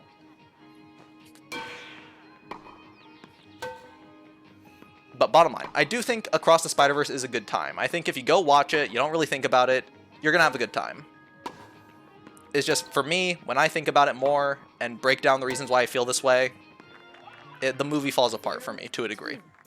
I'd watch it again, it's just...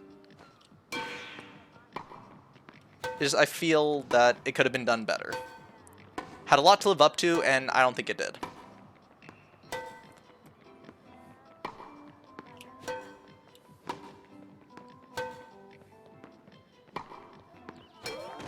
Put nail polish on right now. You know, that would have probably fixed the movie. That probably would have fixed the movie, yeah. That might have solved it. You found it, zombie. You would kill it in Hollywood. You know exactly how to fix these movies. Just put nail polish on. That's out. Okay. 1-3. Nice. Wait, did that count for them? Or did I not have a point before? I could have sworn I had a point before. Whatever. We're moving on.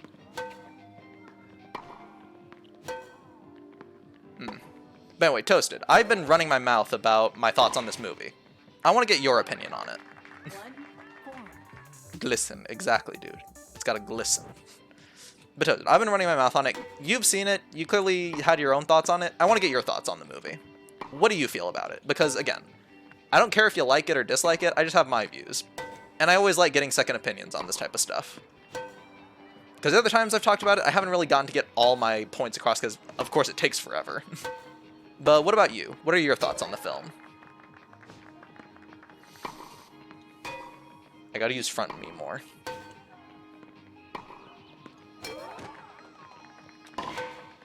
Nice. Very good. Very good. 2-4.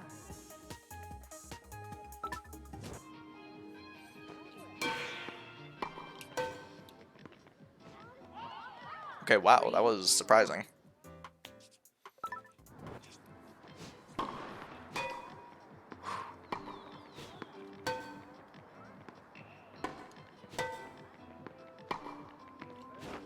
Oh, man.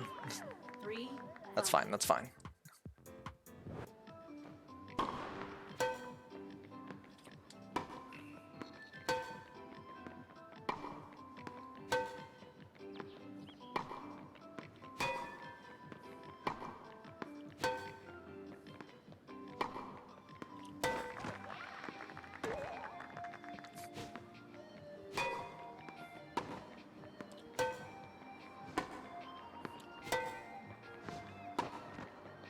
Okay, good, good, good, good. 4. It's alright, I guess. When I was watching it in theaters, it was pretty much, just staring at the screen instead of actually being somewhat intrigued by the movie. Yeah, I get it. It is a visual marvel, I will say that. Like, the movie is beautiful. That's something I can't deny.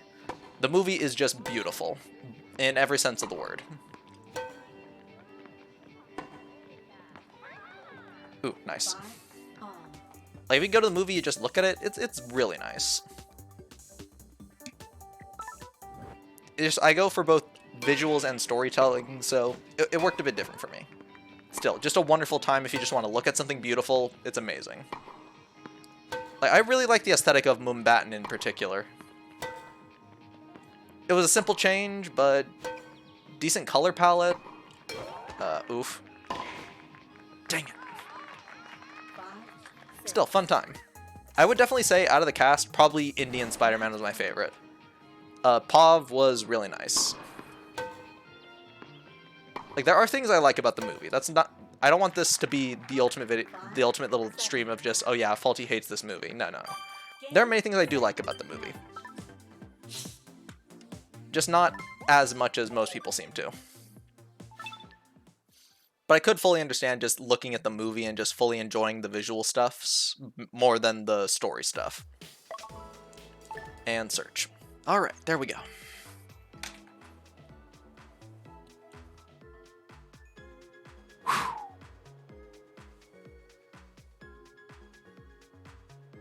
Okay, ow. Is this golf? I feel it is. Yep, here we go. Training for golf. We have not won a single golf game today, / not even gotten into the finals. Here we go.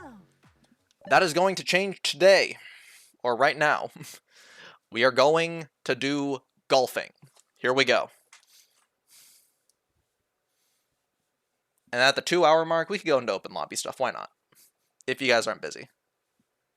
Oh, there you go. Speaking of which, when are you planning to do open lobby? We can do it at the 2-hour mark. That feels about right. You see, I got this on site. I have a vision for this stuff. Dos horas, exactly. Exactly, zombie gets it. We're gonna golf right now, see if we can do well. Probably not, but we're gonna do our best. Round 1. Yeah, like really quick. Let me give a solid explanation for like what I mean by not liking a movie but still relatively enjoying it. I very much enjoy Doctor Strange from the MCU. I very much enjoy the movie Doctor Strange. It has a million problems with it though. The sorcerers existing, like no one hearing about them, it's another hidden world. Magic being so incredibly overpowered, like a million different problems with it. At the end of the day, I still like the movie. I'm just saying that there are, in fact, problems with the script, but I can still enjoy the movie. And that's the bottom line. You can find problems in something you love, and that doesn't mean you have to stop loving it. I find a million problems with Sword and Shield all the time.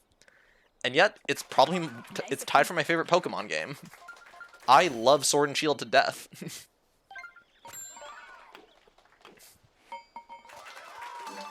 Nice birdie. And yeah, they are probably tied for my favorite Pokemon game, but there are problems with it, and that doesn't mean I stop loving it.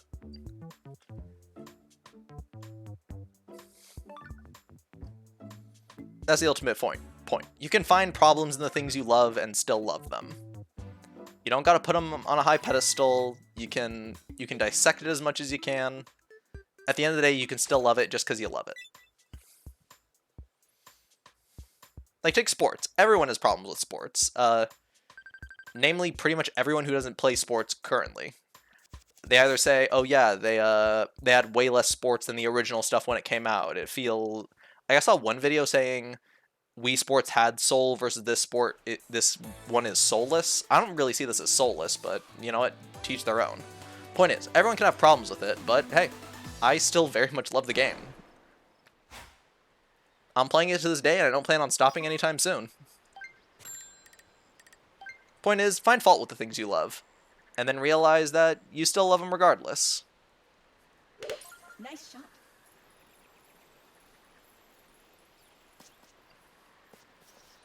It's why I say, oh yeah, like, the things I love the most, Gunvolt, Blue Lock, that type of stuff, I know a bunch of problems with them. I know people say Blue Lock is cringy, people say people are too edgy and all that stuff. And Gunvolt's story exists. Nice birdie.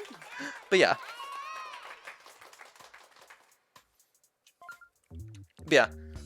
Ultimately, just, yeah, there are problems with the things you love, and that doesn't mean you gotta stop loving them. And ultimately find that very lovable. I'm getting some type of universal message when I'm here. Hey, if that's what you take away, then I very much appreciate it. I try to give some level of advice. It's mainly just my 2 cents, but I hope it can assist someone in some way. I know I don't have like a degree in anything or something. I'm not like a special genius man. I'm just kind of a guy. But I got my own thoughts on stuff, and I like giving them out. If it helps, then it helps. That's wonderful.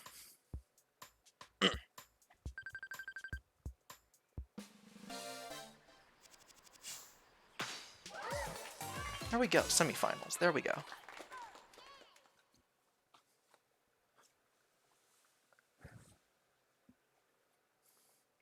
But I guess we've given out a few messages now that I think about it. Like enjoying competition, valuing your opponents because they help you improve, that type of stuff. I guess I have been doing that and I haven't really noticed. Oh well. Ooh, that's some pretty big win. I am still gonna make the shot. Nice shot. Because at the very least, it just lands me further in the trees.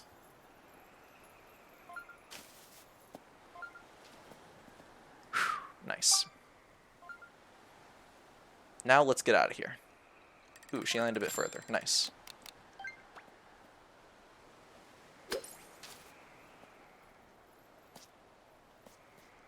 There we go. Alright. That should be a relatively clear shot. Ooh, they made a straight shot there. I should have tried that. Alright, next time.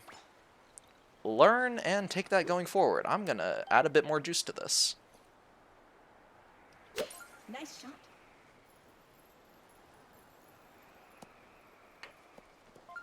That feels about right, yeah. Nice on.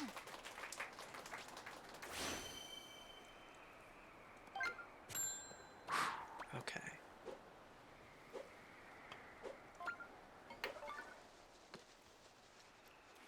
Ooh, nice. Nice birdie. I didn't think that would work. I will gladly take that. Okay. Beautiful.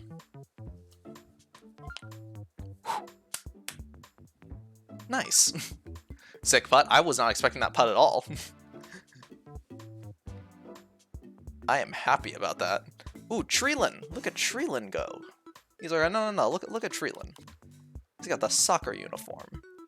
More than that, that's the goalkeeper uniform. That's not the striker uniform. That's goalkeepers. And we gotta appreciate our goalkeepers. And Joshua's playing Tears of the Kingdom. Oof. Everyone having a wonderful time all around. That's delightful. Good people playing good games, just having fun. That's wonderful, man. We gotta support our goalkeepers and our truck players. Alright. Here's no, our Totic players. What the heck is Trock? Why did I think that? No, it's Totic. Alright, whatever. Let's make this shot.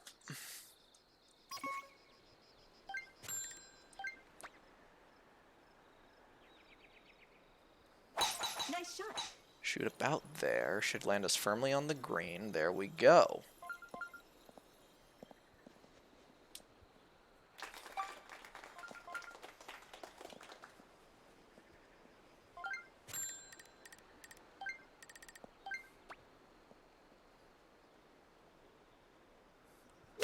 Nice shot. Oof. I could have sworn it went through the flag. My goodness, that was close. Nice approach. Whatever. Just good putting range.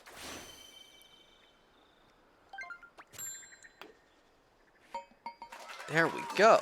Nice birdie. How many birdies have I gotten this round? I didn't even pay attention.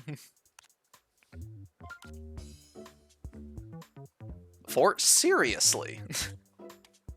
I am doing way better than normal. I have no clue why. I'm hydrate really quick. 1 second.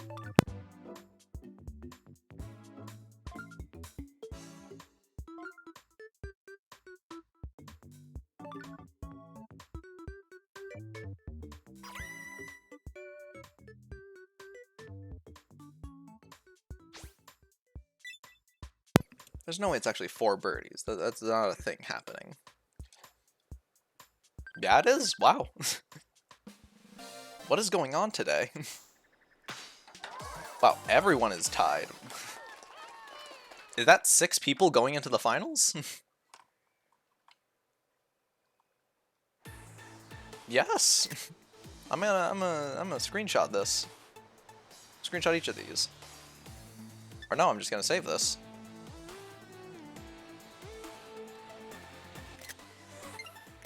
Final round. Man, 6-person finals. Now just get a hole in one. Oof, dude. With 30, you underestimate my power, my friend.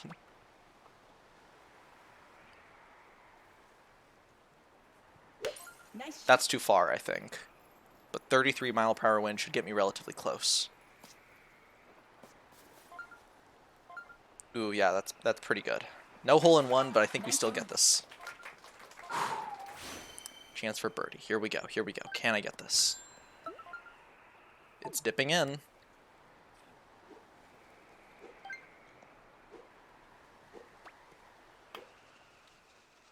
Yes! Nice birdie. Man, 5 birdies in a game. Oof. This must be what a weaker version of zombie feels like. My goodness. That's the best I've ever gone.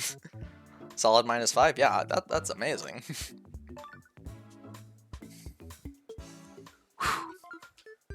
Zombie, how do you play better than this? That just feels unreal to me.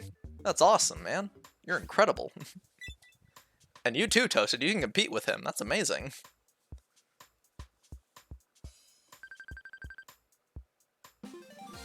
Alright, firm first place. Congratulations. Finish. Beautiful. Alright, I should turn off the spoiler thing because we're not really talking about that anymore. Boop. Yeah, sometimes. Come Come on, dude. Give yourself some more credit.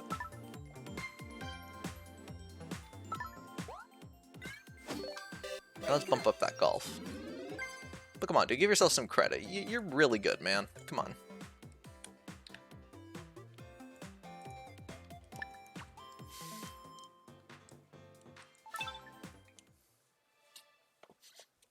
Oof, okay.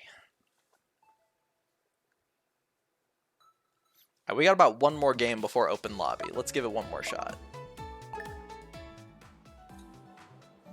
What do we play? Let's see what we got. Ah.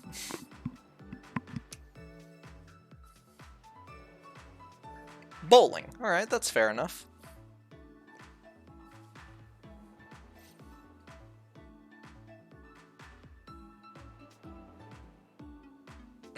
Okay.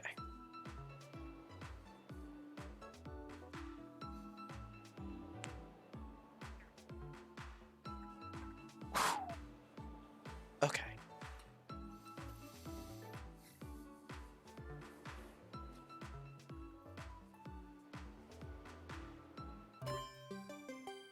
Bowling.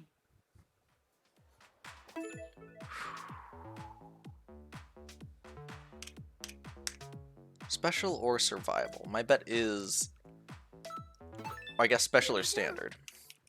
We've gotten special every other time, so I would say we go with that, but I'm feeling standard right now. I think that's what we'll get. I think we'll get standard. Let's see. Come on, game, make me look stupid. Ah, there we go. That's it. There we go. Standard. Here we go. I get to work some old reliable. Here we go. Survival bowling. The contestants. Look at Jet. He's got confidence. He's got the hair. He's got the goggles. Man, Jet knows what's going on. Alright, we know the rules. Tiny triangle there. Aim ourselves up.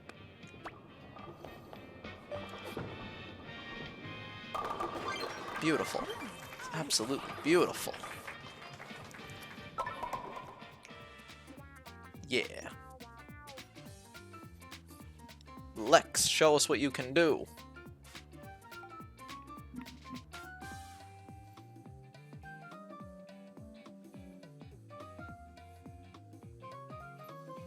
Alright, Cat, what are you doing? Nothing really cat-like about you, but okay, I understand. They never added a cat thing to the sports. That's fair. Unless... No. They never added a cat thing to the sport. They added squirrel.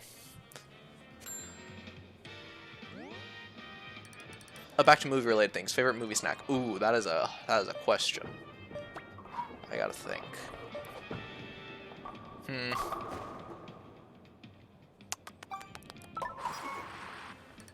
They're not everywhere. Not every movie theater has them. But honestly, I would probably say the Sweet Tarts ropes. Those little things. Let me pull up a picture so I'm not just the weirdo who says, probably the Sweet Tarts ropes, and no one knows what that is.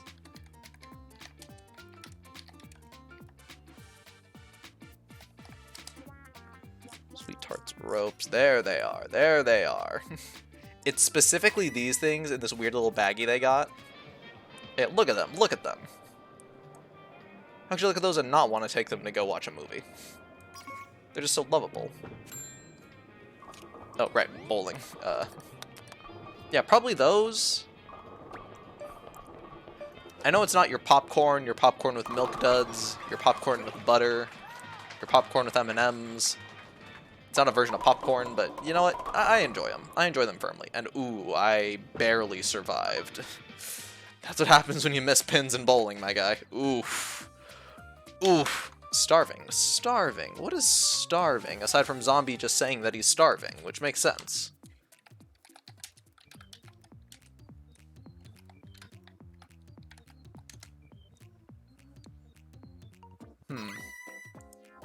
Yeah, I don't know that one. What about you, Toasted? You strike me as a popcorn. Sit there with no food. That is fair. I don't always get the Sweet Tarts, but I do Like, if I do have the chance, I'll get them. Round 2. And I don't usually get them unless the movie is plus 2 hours. It's like an hour and a half or an hour 40-minute type movie. Like an hour 40-something type movie, I'm fine without getting a snack or a drink. But if I'm gonna sit there for a solid 2 hours or so, I'm gonna get something, at least a snack on, to a degree. But I fully get it. Just like sit there, not get anything. That makes perfect sense to me. I don't get them all the time, it's just if I feel in the mood, I'll grab something. But you also said you do that most of the time, and the question was your favorite snack. So when you aren't just sitting there starving yourself, what do you get? That's the question here, Toasted. Of course, it could also just be starving and you enjoy just starving, which makes perfect sense. You gotta watch what you eat. Something I'm trying to do more of.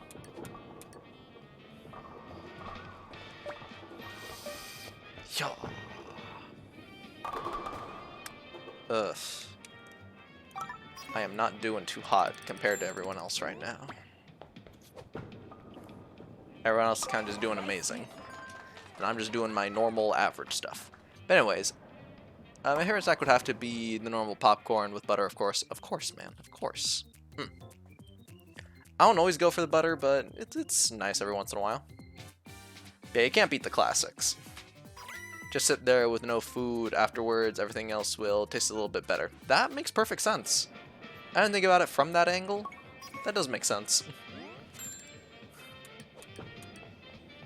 You do that so when you gotta go eat snail or something, you can actually you get it down instead of being disgusted by it. I fully understand, Zombie. That makes perfect sense. What about beverages? Oh, that is easy. Strictly water. Strictly water. And that's not just a movie thing, that's a life thing. I barely drink anything that isn't water at this point. I don't know if I explained it, but basically as a child, I would chug 2-liter sodas on a daily basis. Many different types, different things. That was like the main thing I would drink. And then when I was getting in the process of no milk either, no milk, I'll explain. Well, milk is easy to explain. I haven't really enjoyed milk since I was a kid. I just wasn't a fan. Wasn't a fan of milk. But I'll get to explaining. I wasn't a fan of milk since I was a kid. Just, I don't know, the texture or something, I don't know. Weird. Might have something to do with the weak bones. You eat cereal with water? I barely eat cereal. But I'll get into that. And so, I went to, like, try to get in shape with the rest of my family, and one of the guys said, you know, like, soda is, like, really bad for you. And me, with my autistic brain, because I actually have that, was like, okay, then I won't drink soda. And I haven't drinking soda since. It's been a solid 6 or 7 plus years, I think. Have not had a drop. And I pretty much just drink water most of the time. I still have... What about carbonated water? Oh yeah, carbonated water is fine. Your Perrier's, your seltzer water, I guess. Seltzer water is actually kind of gross. I had a seltzer water earlier today. It was, ugh. Ugh, no. Yeah, carbonated water is free. Like, fair game. Like, Perrier is perfectly fine.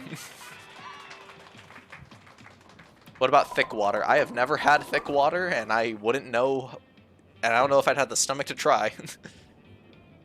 Is it actually called, like, Thicket or something? Like, the brand is called Thicket, and they just make everything thick? They make, like, thick chicken noodle soup. And your thick milk and your thick water.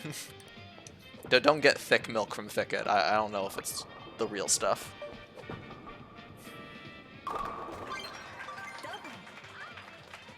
Yeah, I mainly just drink water now. Every once in a while I'll have like a juice, like a solid apple or grape juice, but it's mainly just water. I'll mainly just say, hey, can I like get a water, or I'll bring a water from home because I don't want to drink a Dasani. Because I will drink anything over Dasani. It's ugh. Nah, dude, Arrowhead is clearly the best way to go. Do you like solid water? Ice? That is more hit or miss. Also, but really quick, back to the question of do you drink cereal with water? Not really. I more so eat dry cereal than have cereal with milk, though. I do have cereal with milk, but it's more common I'll just have like dry cereal. But yeah, solid water it's fine. I don't always drink. I don't always have ice with my drinks. I'll mainly just drink them room temperature or something. But yeah, that's my general thoughts on them. I don't always go for the ice, but when I do, it's fine. It's fine. What gaseous water? Do you mean mist? I don't know if that's what you mean. Soccer. Because dude, that's really hard to get a hold of. Oh wait, it was already past 2 hours. No! Alright, whatever. I'll do the soccer game and then I'll bounce. I didn't know it was already past the 2 hour mark. I forgot in the midst of the bowling. Alright, we leave this and then we go to open lobby. And of course we finish on pink. Steam.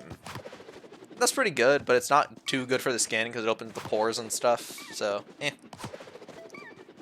It's good for when you're sick though. Let's go. And also taking a shower and stuff like that.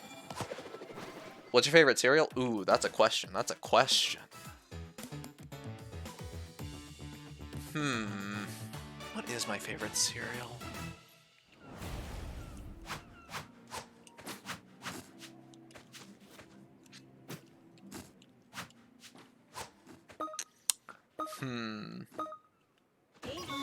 Maybe cornflakes or Special K. One of the two. I'm leaning more towards the Special K, but in general, I'd probably reach for the cornflakes a bit more. Because I don't like overdoing it on the Special K. But a good cornflake is really nice. Alright, let's see. What are they doing? They're definitely clustering a bit more. That's not good for them. He couldn't get over, though, so I'll cover this. No, I should have hit high. That's my fault.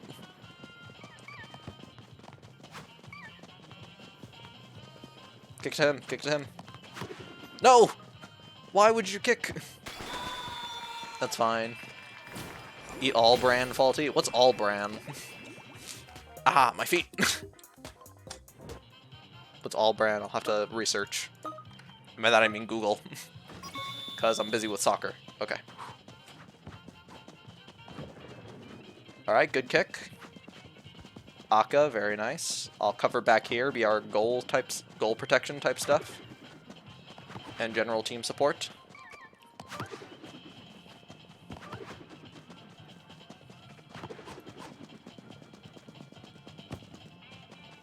Alright, don't try to push it.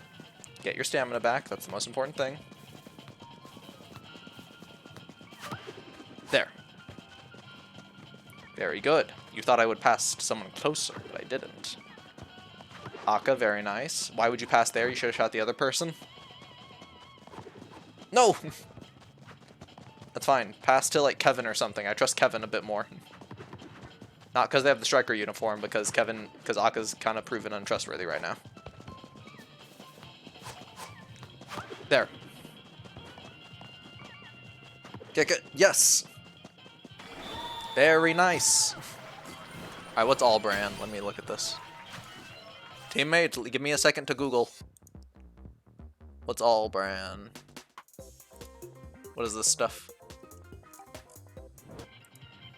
I can't even tell what this stuff is. Though it looks like pellets. Zombie, what are you trying to feed me? I'll research and see, but... Because when have you ever steered me wrong? Still.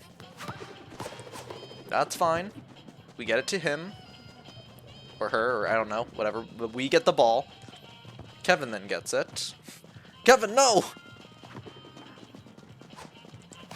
Kevin, go! Kick it away.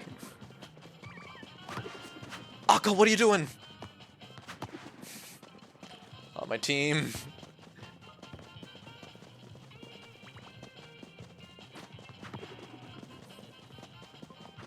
My team will be the end of me, my goodness. Pass! Aka, pass! Oh my goodness, Aka. That's not in. It's too high.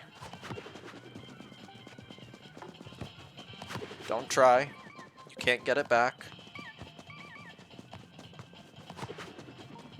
That's fine. Have Aka.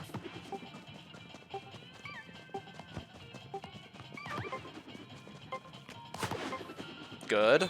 Extra time. You don't always need to get directly behind it to shoot. No!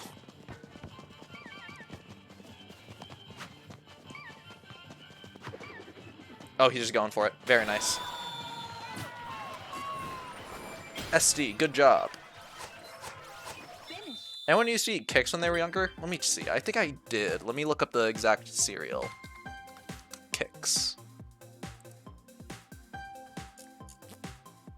Oh yeah, I had these when I were younger. They were nice. Nice little pellet things. They were really nice.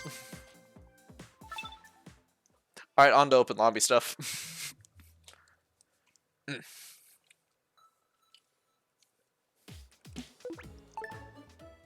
Open to the lobby. Play with friends. Yes, yes.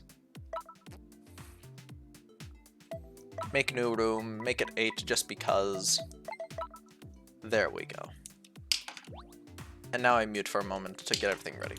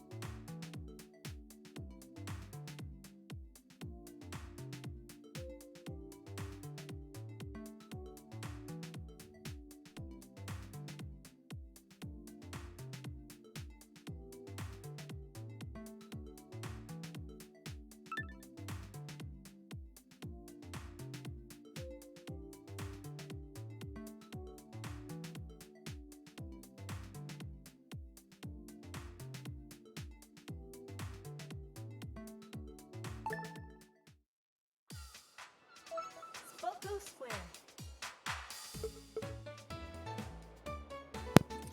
Okay, and we back. We have less sports than I remember. Alright. What should we start with? I'm feeling volleyball with you and Zombie versus me. That sounds about fair. Yeah. And then, of course, we practice some golf because there's the tournament this weekend, I believe. There we go. Okay. Here we go.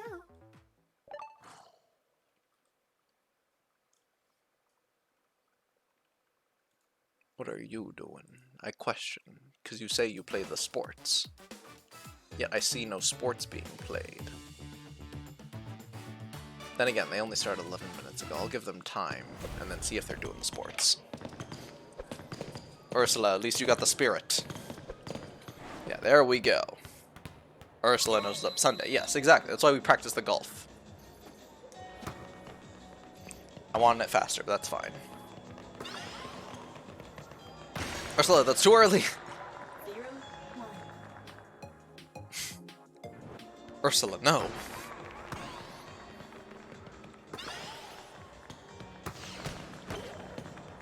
Ursula, timing, please.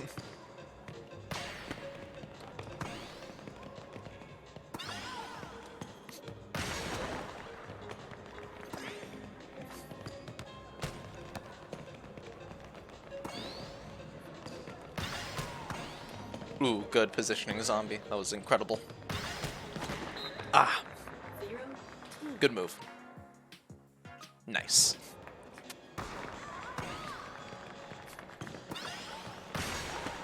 I thought I could out-time you. There we go. 0, 3. Okay.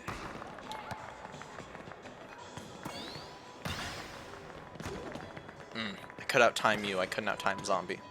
That's due to my. That's due to me messing up my pass earlier. Like that.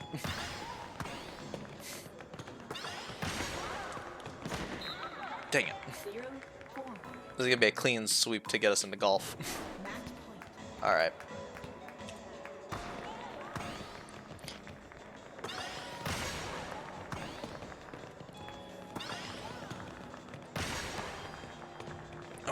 Bad receive. Your slide tacking. Okay.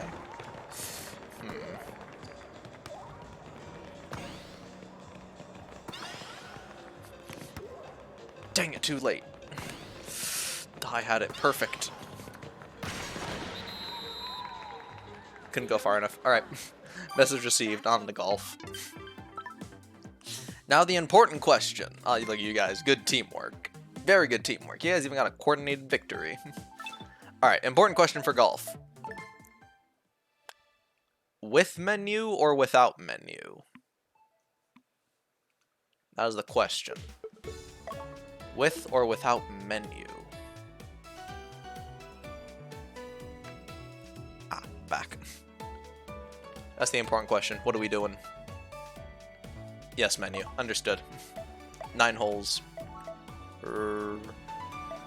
What are the stipulations of the tournament?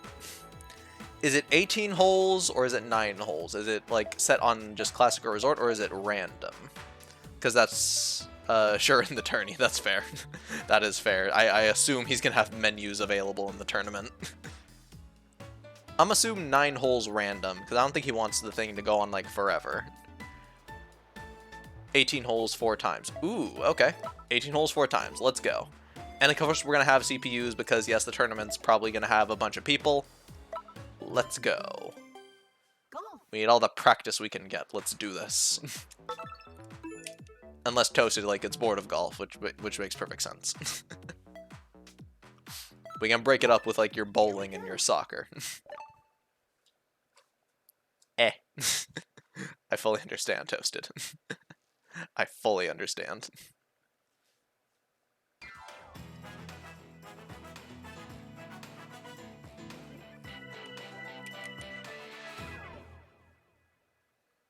The contestants.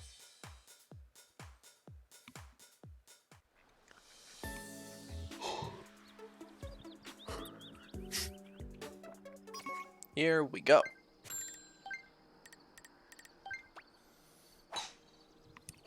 Nice shot.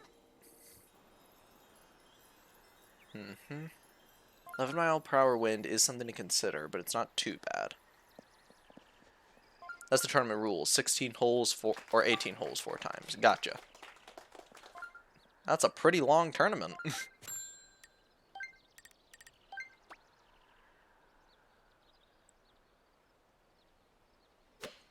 Nice shot.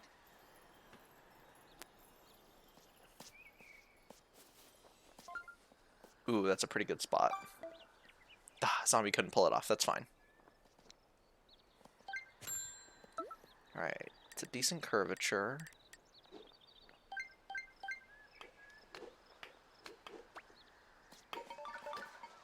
Nice. Everyone's getting a birdie. Very nice. Keeping the streak going.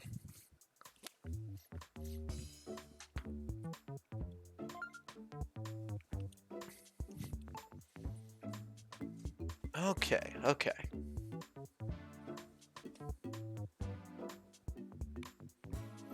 I should open that window. I should open the blinds.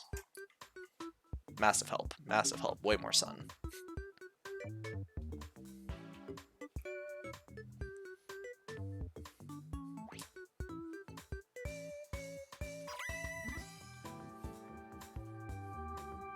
Actually, Actually, I guess I shouldn't have it as like open lobby stuff. Let me change that. Put it as golf tournament training time. There we go. That's much more emblematic of what's going on here. Alright, this one I always do like this much. Around there. Tends to do pretty well. A bit more curve, but still within where I expected. There we go. Nice on.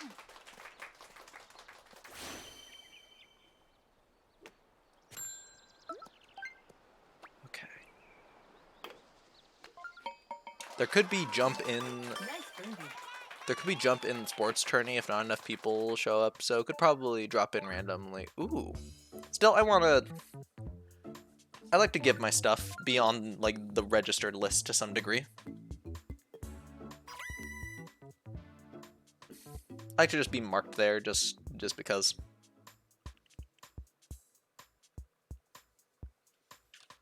Also, 1 second. Boop.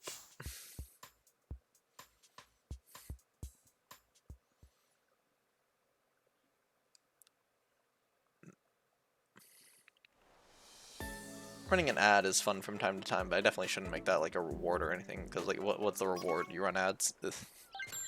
I understand not the point of making that a reward, but whatever. Move that there, and Nice shot. I should, however, make that a reward to make it an emote available. And of course it'll be the free emotes, because I gotta fill up those slots. That'll be fun. Little thing to do. Why is the... Okay, there it is. Now it's reacting. Ooh, that's a tight fit. I'm gonna make it, though. Nice shot. Yes. Ooh, perfect. I've caught up to you, too.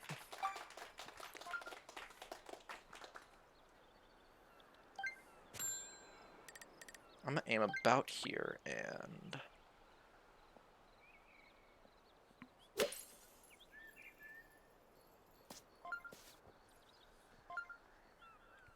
Further than I wanted, but still works.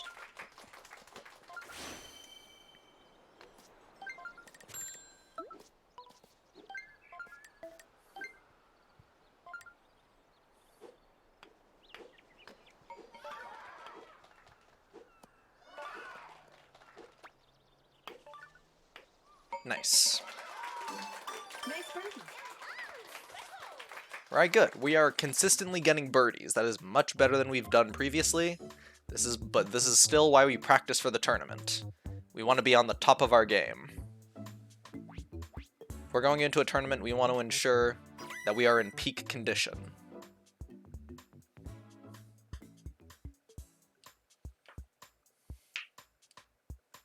Hole 3 for 3. I don't know why we're all doing so well. Unless me and Toasted just somehow linked onto Zombie. Practice until you can't mess it up. That is the goal. Do I always reach that goal? No. But we do our best.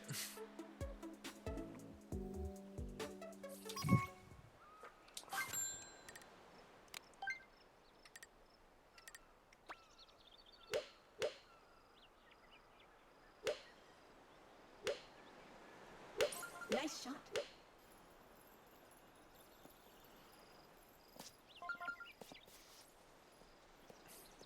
Ooh, really good placement. Really good placement. Look at that. Nice approach.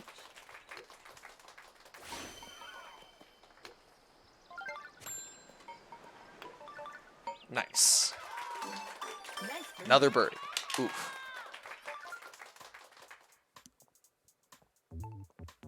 Gotta roll his shoulders back. It's the hero Mike. It's the hero Mike of Ace Trainer Duo fame. No, Zombie! I'm sorry, buddy. That's unfortunate. You could have gotten an eagle, actually. Wow.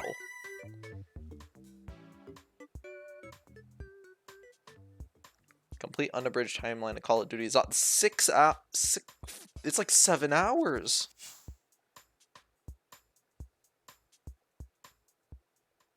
That's perfectly doable.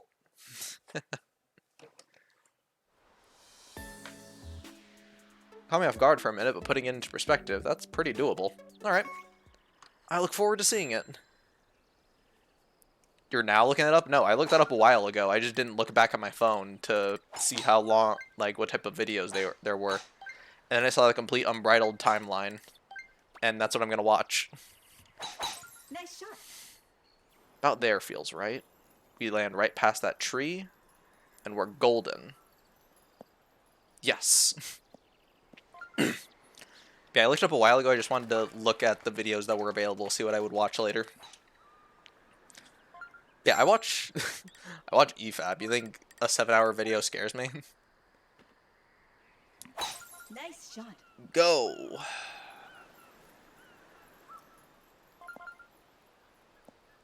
How did you land further than me? Alright, here we go.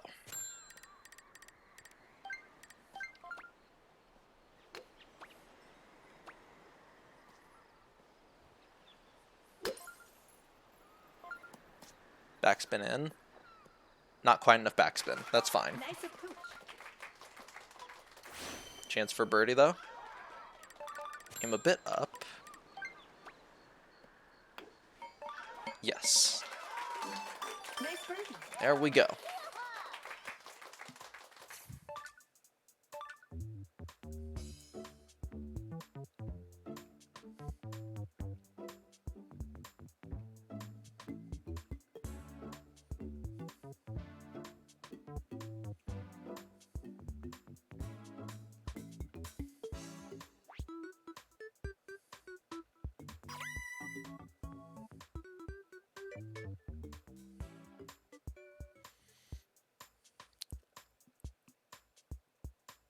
Whew, okay.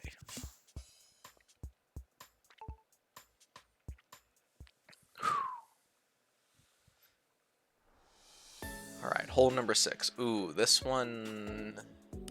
I don't remember if this one gives me problems or not. I don't think so. This is a pretty decent shot. Nice shot. We land right past this tree. I think we do land in the rough, but that's fine, I think. Yeah, yeah.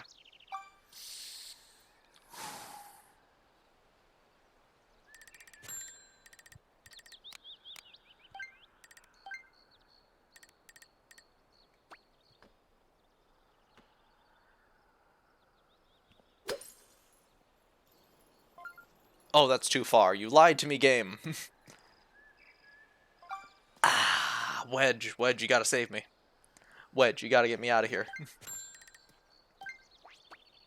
I need a 2.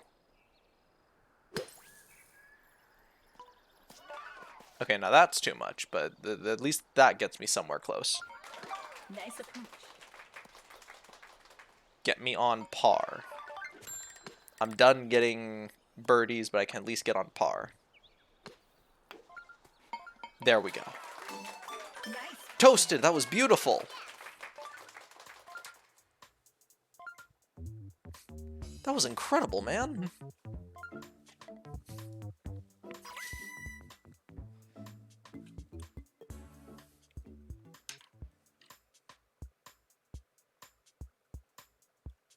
Literally last minute kind of short stream. Oh no, then I'm not going to be able to do it later, but whatever.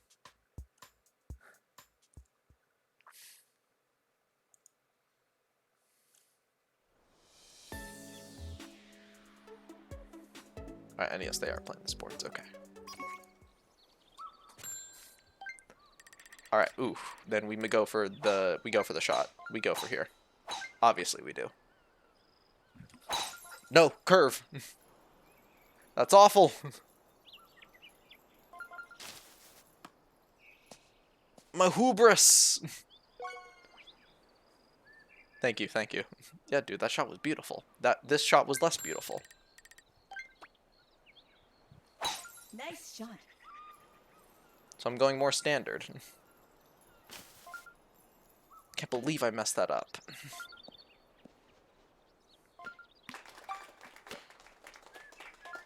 I think I'm now firmly behind Zombie. Zombie only got like a bogey. Zombie only got a par. I got out of bounds.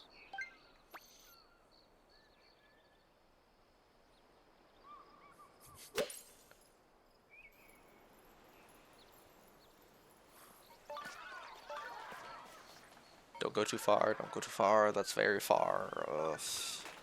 I can work with this. That's right, Toasted. You were pretty close there. Too much. Less far than I thought I would go. That's pretty good. There. Double bogey, though. That's not fun.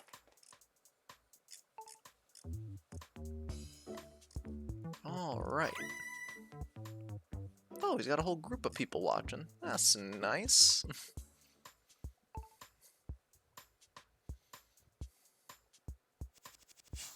Oh, wow, I dipped way far down. Okay. Another sick chipping by Zombie? Well, yeah, of course. Seemed pretty basic there. Yeah, my performance most definitely was. I don't know about you two, though.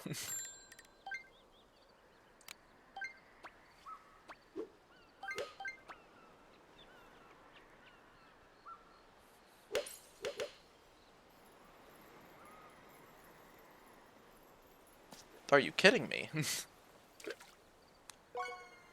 least I'm not the only one who fell in the water. But my average golf tendencies are coming back in. It was a good run while it lasted. I kid. There's only a morsel of truth in there.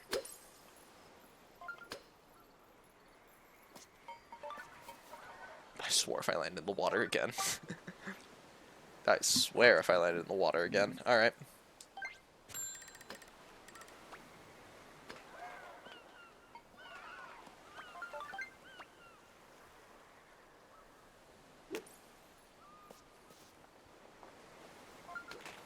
Nice approach. Stroke 5 of stroke 3. That's double bogey. I'm now at -1. This is why we practice.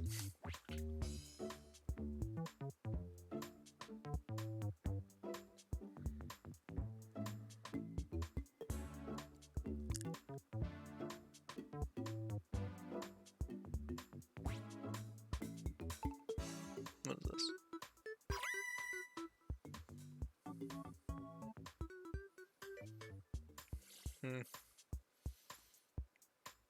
I will check that out later.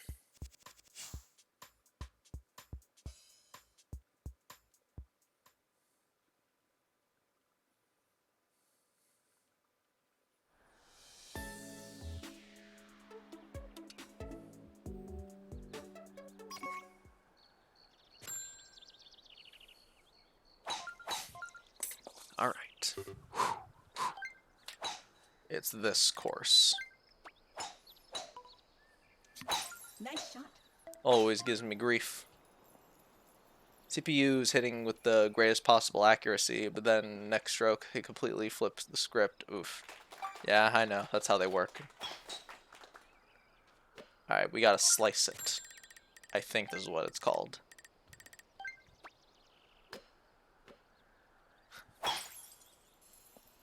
No, that's too much power. It was going the right direction, but way too much power. Try again.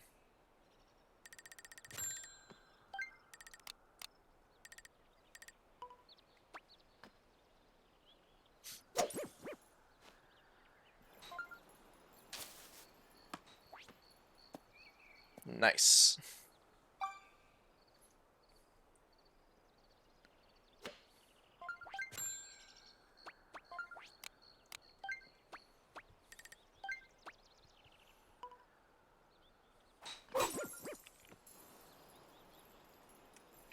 There we go. Very nice.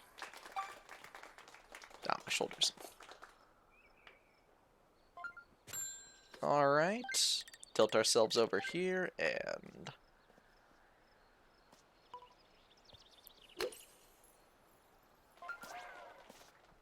Up. Perfect. Nice approach. Okay, okay. And tap ourselves in. Damn it. Damn it, faulty. There we go. Wow, triple bogey. I didn't even know I did that poorly. That's fine. That's what we're here to learn from. So we can practice for Sunday.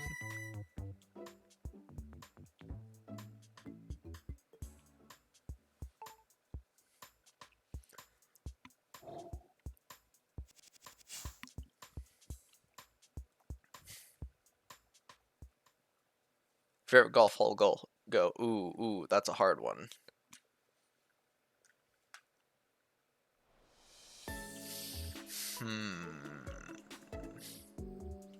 I know the one, I don't know its name. We're gonna run into it soon enough, and I'll tell you when it's there. I don't know its number, but I know which one it is. Believe it or not, it's not this one where you just make a straight shot. It's the one with the shortcut, and it's the one with like the easy shortcut that is like right next to the start. I'll remember the number though, but we're gonna run into it soon enough on 18 holes.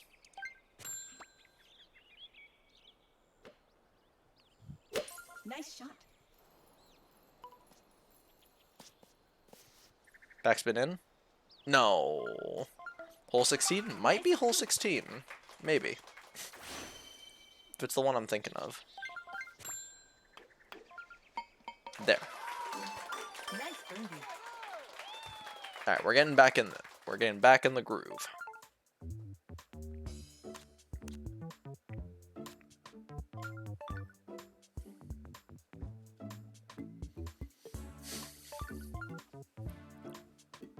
Okay.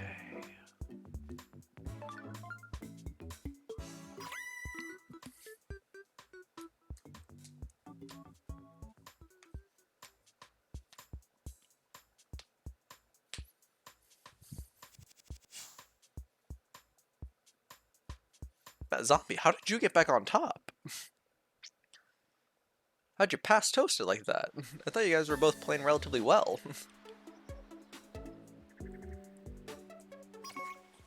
Not like that travesty of that 2-2-3 I'm dealing with.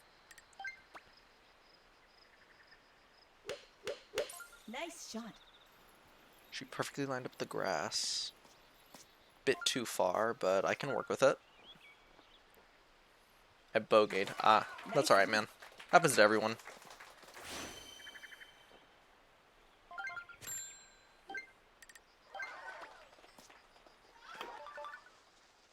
There we go. Nice birdie.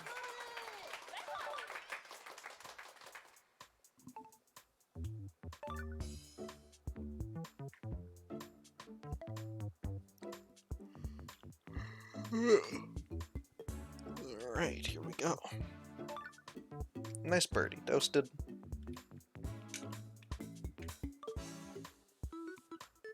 Ooh, can Zombie get it? He can not. Ooh. I had full confidence there. I had full confidence there.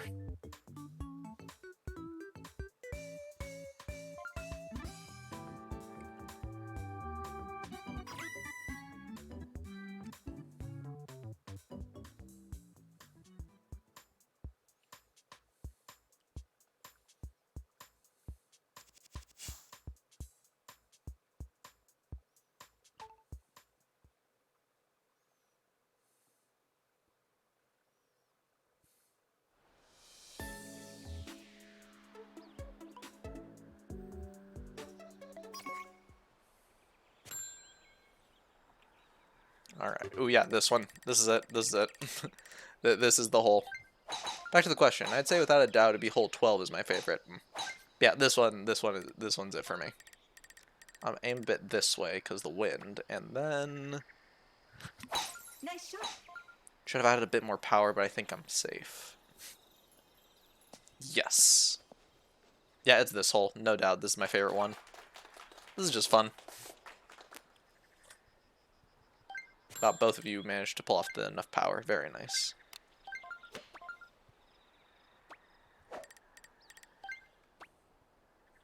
I have a feeling I gotta go here.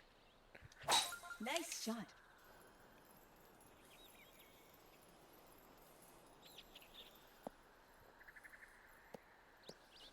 It's closer, but not too much closer.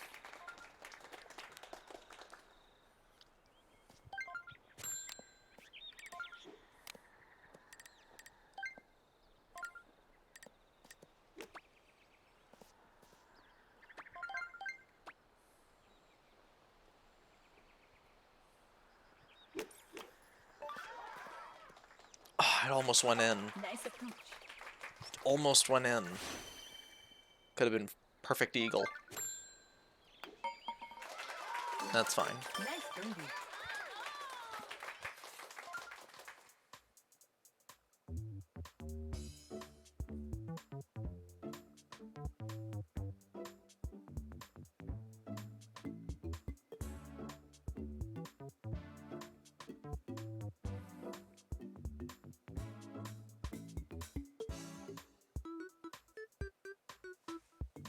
Alright, there we go.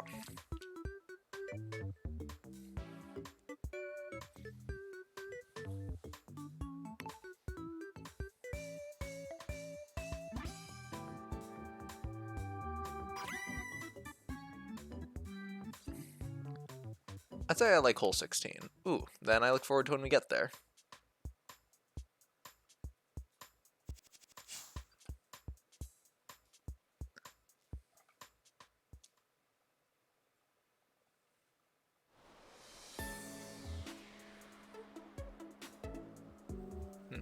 What is this? I don't know. I'll look into that later. Alright, this one I am saying here, and with this here. More than enough wind to get me relatively close, and enough backspin to not get me where I want to go. Thank you, backspin. I appreciate you.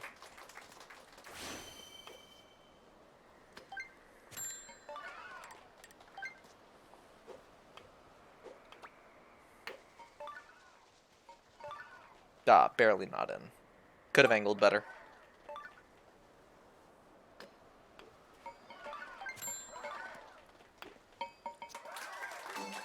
Nice par.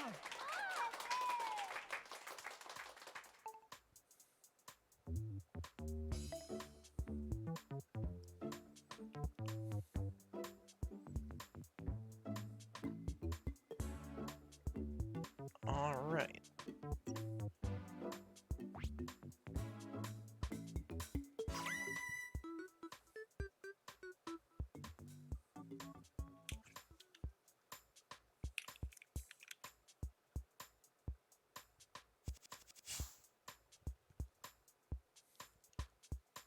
Hey, at least I'm back to -1. Or I'm still in -1. That works for me. Oh, this hole is also pretty good. The previous hole and this one, ooh, these are just the right kind of, this is the right kind of golf. Nice shot. Could have had a bit more power, but I'm happy with that. I am not happy with that placement.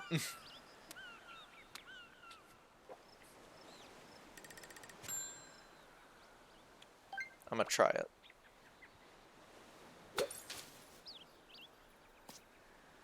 Whatever, took the shot, somewhat worked. Let's go.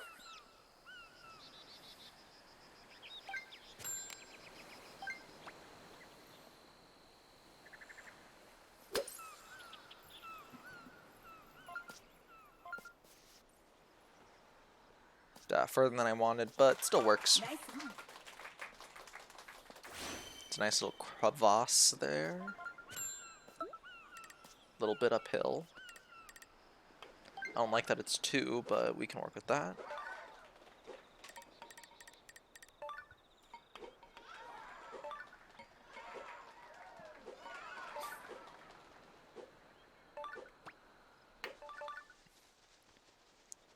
Ah, too far. Added a bit too much curve to that one. That's my fault. And I can only get on par. Or a bogey.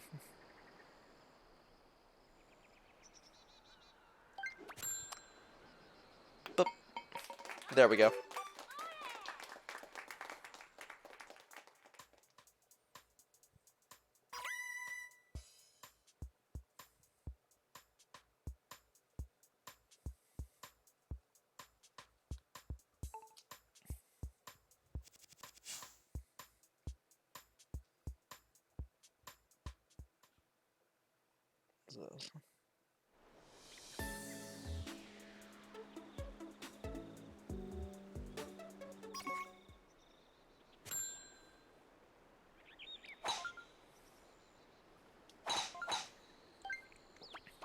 No, well.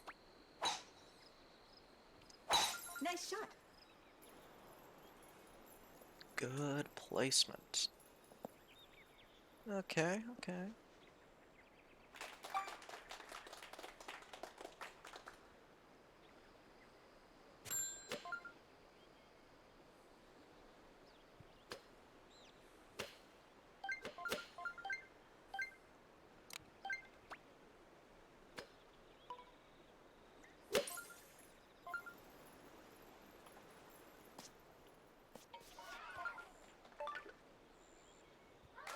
Nice on.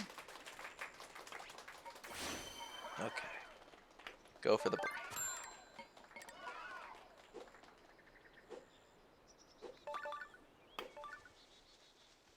Too much curve. I felt it, but I didn't do anything about it, so it's only my fault. That's fine. More room to grow. There we go.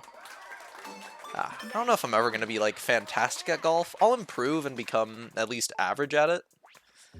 But I don't know if I ever see myself becoming, like, excellent at golf. Still, I'll do my best to try. Okay. Hole 15, and now is +1. Huh. Good for her.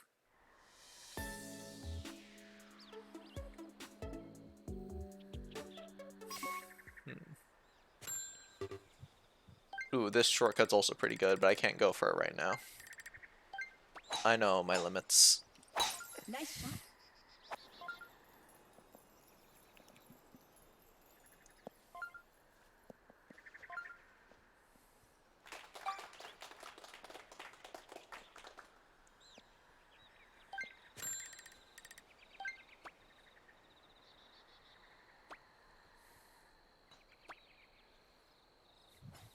Nice shot. Dang. Trying your best to improve is the best way to go. Yeah, I know. It's just, I get the feeling that with golf, I have a definite ceiling to what I can do.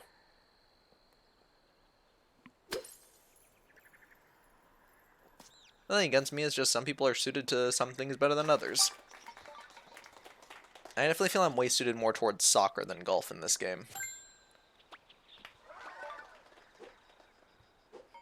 But I will do my best to improve at golf. That much is for sure.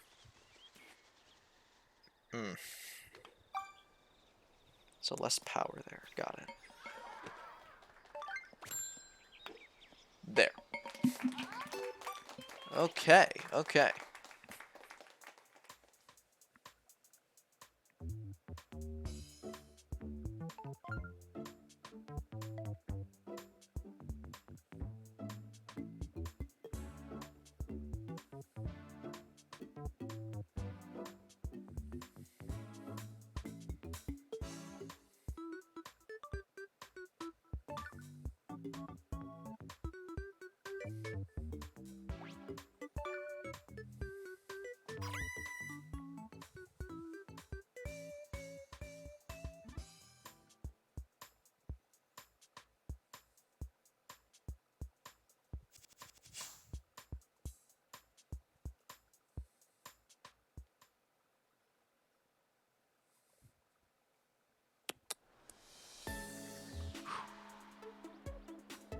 Did you take that shortcut, zombie? He might have.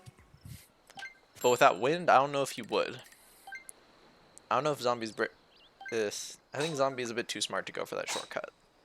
I probably would have done it, but I don't know about zombie. Maybe zombie does know, like, a way around it that I just don't know.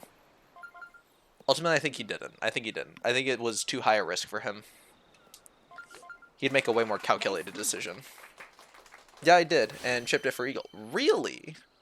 Huh, I thought the exact opposite. Alright, hats off to you, zombie. This is way past my expectations. I want to line it up with this square.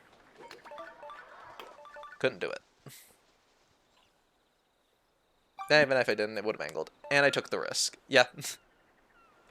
Hey, calculated risks do pay off.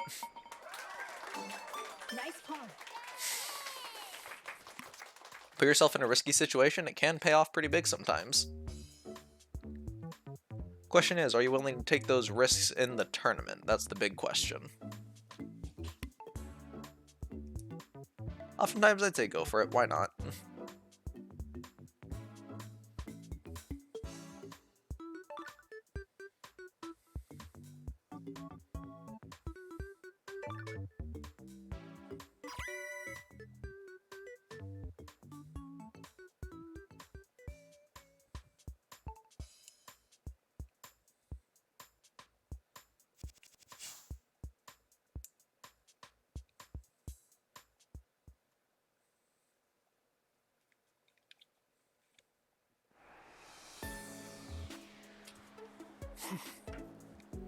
This one is also pretty good. This one's a pretty nice one, just not for me. Not my favorite. Mainly because I mess it up so much. Nice shot. Wind should curve me over here. Very nice. Landing on the rough isn't ideal, but I can work around it. Ah, zombie land in the water. That sucks. Go here, aim there, land on the green. Not quite on the green, still on the rough, but... Oh, never mind. Look at that, looks somewhat turning around. We get more shoots. Or more shots. And Peely is on the Splatoon 3. Wonderful. Pretty sure Peely's the boy. Yeah, Peely's the boy. Good for the boy.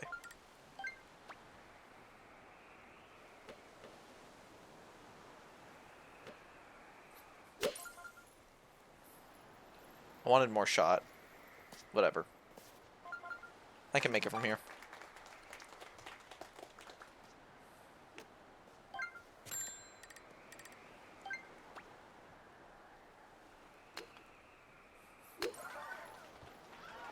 Backspin? No. Nice approach.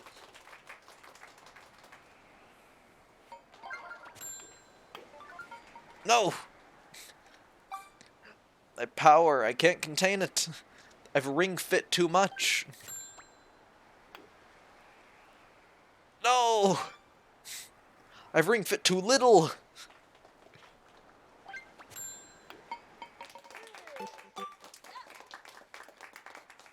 Ah, ring, what have you done to me?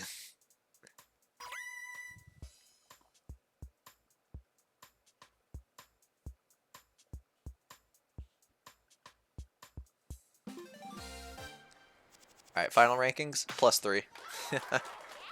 I had a decent start, but couldn't keep it up. Finish. I'm fine with that. I'll just improve. Okay. On to round 2.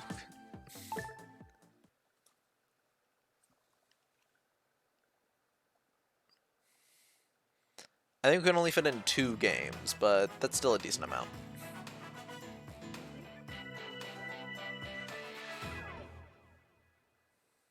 The contestants.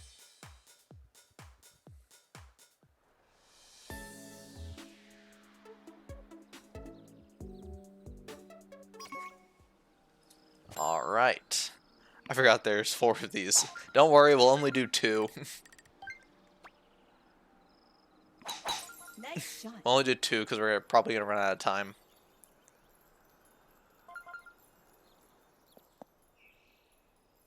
On the plus side, I think by hitting play again, we're dealing with the same courses, so we'll know what to expect. Yeah, I think this is the same course we played earlier. Don't quote me on that, though.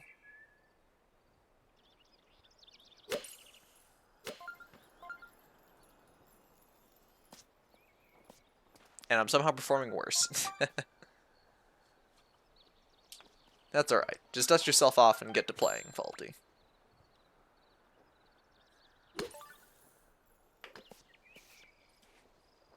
Not quite it.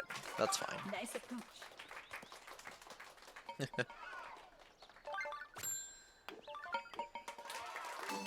Nice pawn. Man, a whole 44 viewers. I haven't seen sports popping off like this in a while. Probably because we got like a group of 3 people joining up to do this. And we got me and then the official JR something just chilling down here. That's fine. I'm just glad to see the sports getting some love.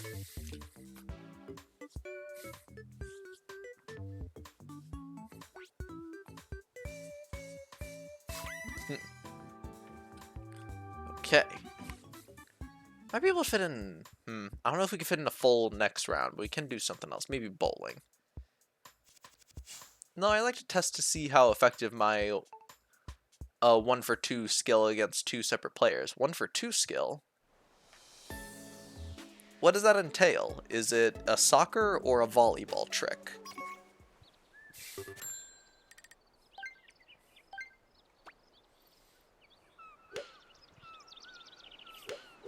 Nice shot.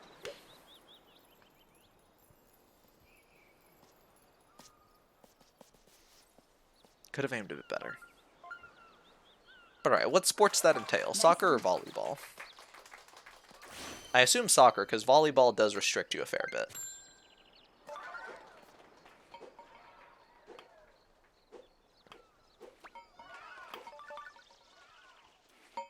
Nice. Both. It's both. Well, we definitely don't have time for 3 golf games, so why not? We'll try volleyball and soccer to give that a shot. I still think, in general, the peak of my... What would I say is the peak of my sports achievements? I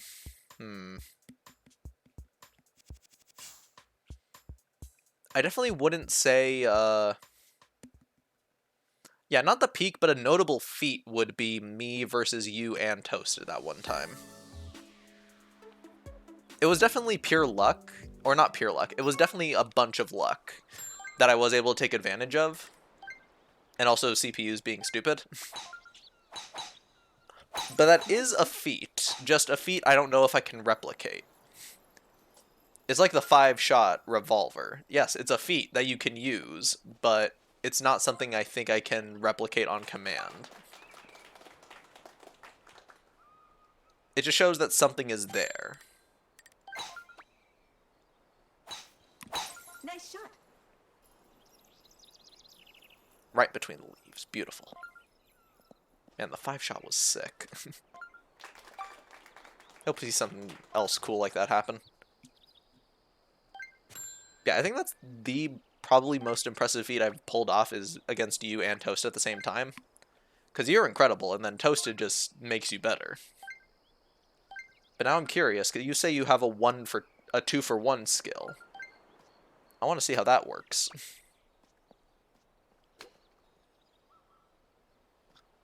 Nice shot. I shouldn't have backspun. Nice on. Not backspinning would have actually gotten me closer.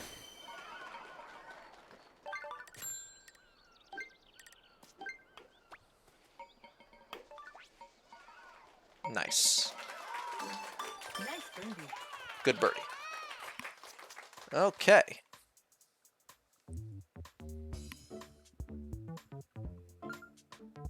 Ah, my neck.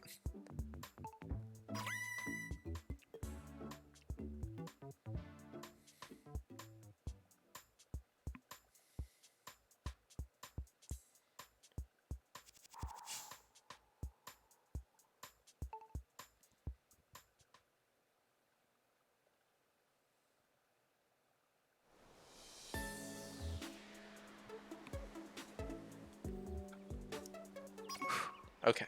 Ooh, this one. I remember you.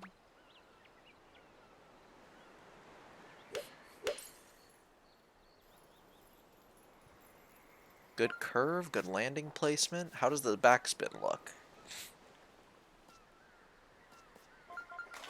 Nice on. I really do think the powerhouse CPUs adapt to the lowest scoring player. Man, that's lame.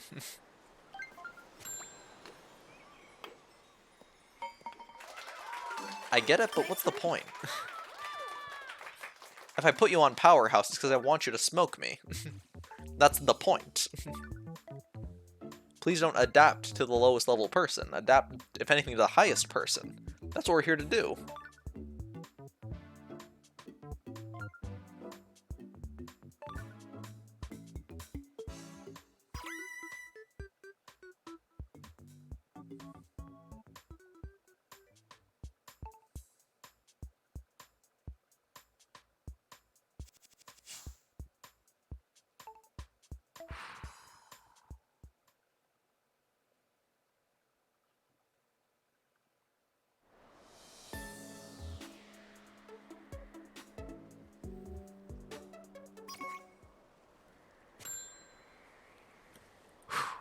Here we go. We know this one.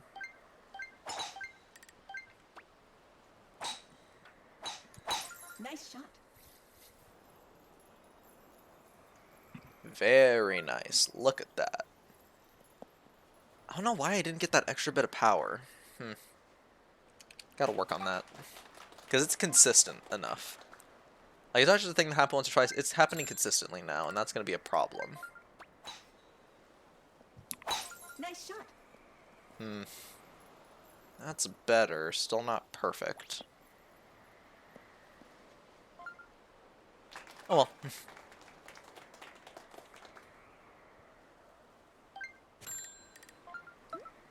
We got a dip going in there, so I'm gonna go for...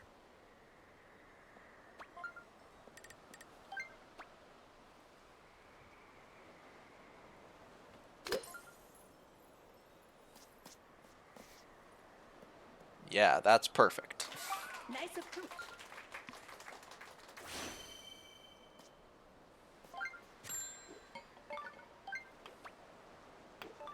There we go. Beautiful. Nice birdie. Alright, we're getting back into it.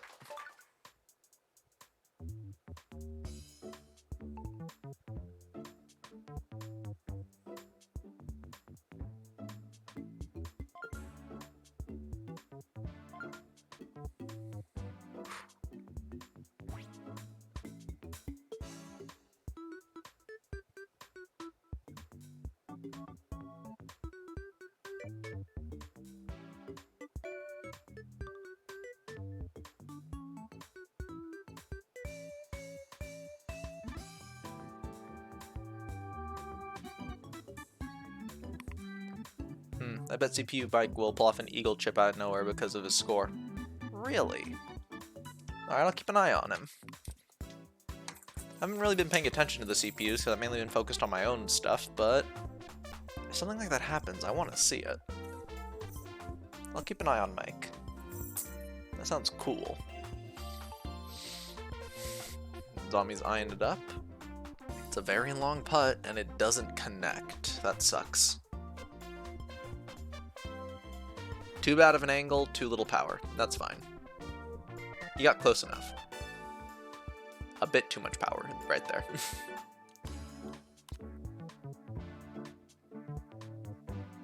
Nice. Gentle.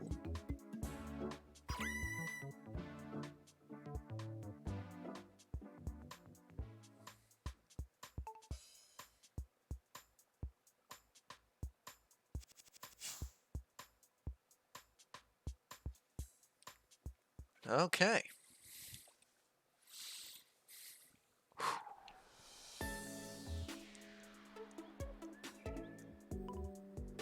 Which one is this again? Oh yeah, this one. 9 isn't something to concern or to concern myself with. Nice shot.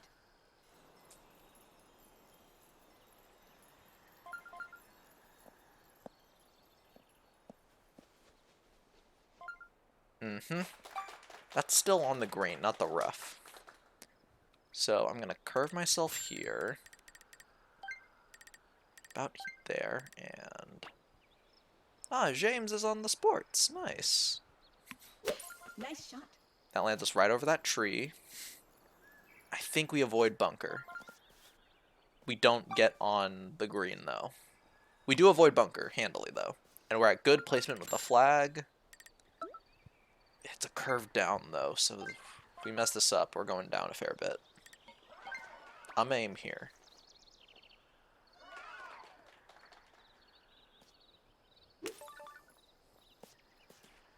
Oh, we could have gotten in. Nice approach. That's fine. Mike did get a birdie, not an eagle yet. We'll keep an eye on him. I gotta finish a bit quicker if I want to keep an eye on him effectively.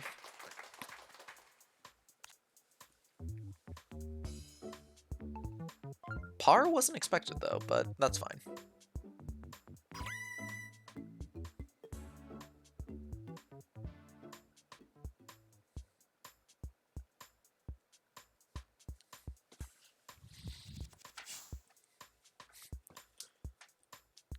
Here we go.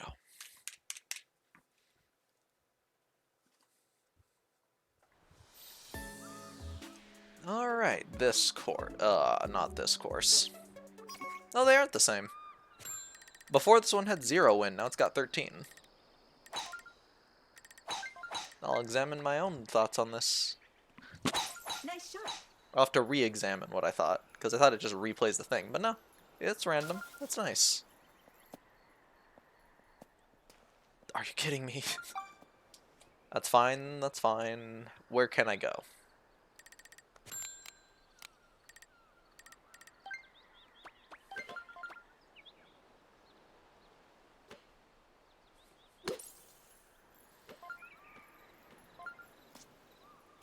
No backspin. That's fine. I could still land on the island.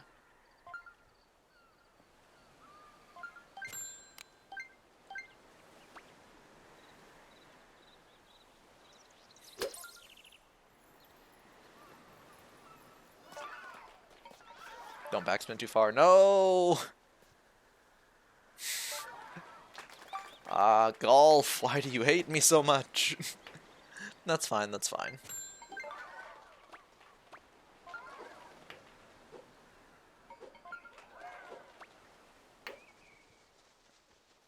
Stop. Perfect.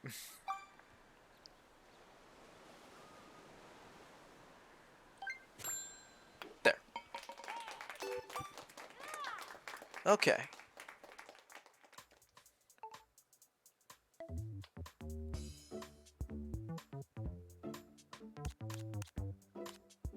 Alright, let's see, let's see. Ooh, nice chipping. Didn't even pay attention to Mike. I don't know if he got it or not. I highly doubt he got a eagle, though. Let's look at how he's doing. Oh yeah, he might get something insane.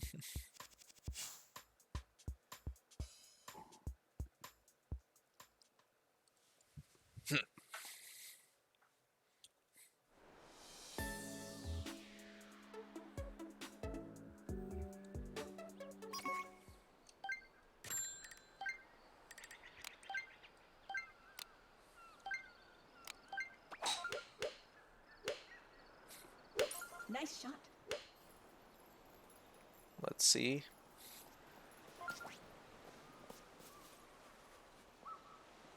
Not as much backspin as I wanted, but still pretty good.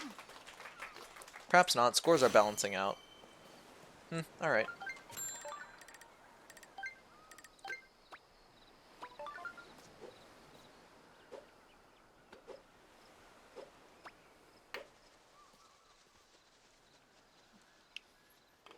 Not what I wanted, which was going to be scoring, but that still works. I'll take a stroke 3. There we go. Nice par.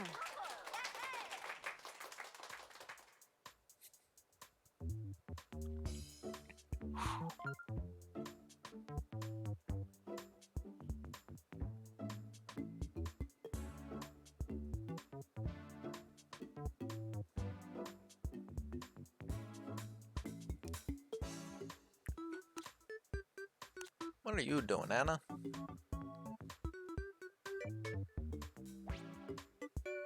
Alright, she sank it. Anna, what did you get? Because you were taking a minute. Ooh, she got +4. Ugh. Hannah, I'm so sorry. Ooh, that's a big one. I think Anna might get something then. Because that's a pretty big dip. I think it's a safe assumption. I think Anna might get something. Ah, not this one. I hate it here. Nice shot. Comm error. Don't tell me the mic is now having problems.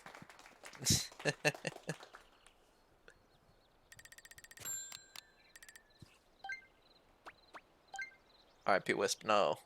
Well, on that note, I'll be back. No problem, Wisp. Or no, comm error, a communication error. I misunderstood it. But that's even worse. I'm sorry, Toasted. We will play on for you, and then we can test zombies 2-on-1 skills.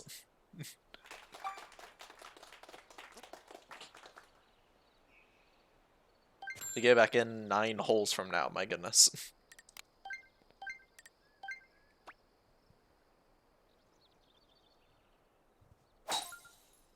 Not what I wanted, but I'll take it. Ooh, that's pretty good. Nice on. That's not bad. Who got that? Who got that right now? I think that was Elisa. No, it was Naomi. Naomi got the eagle from there. My goodness.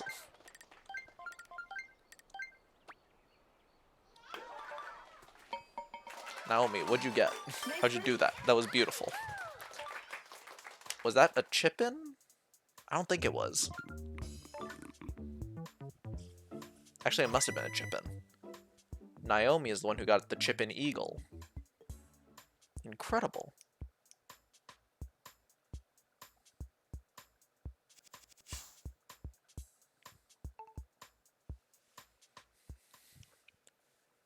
Alright.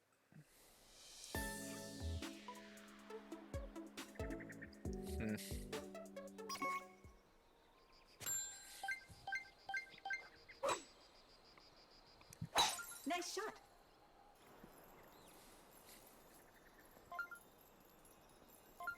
But and perfect. Okay. All right, come on, Faulty, loosen up. You've been too tense. You've been focused on the golf.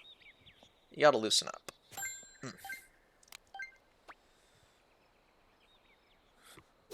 Nice shot. Can't let golf be the thing that stresses you out again. We went through that when golf initially came out. You gotta be more relaxed. Come on.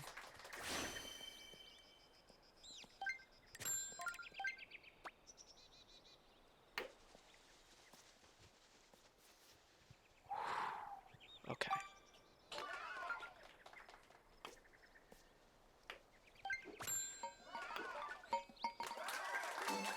Nice par. Nice.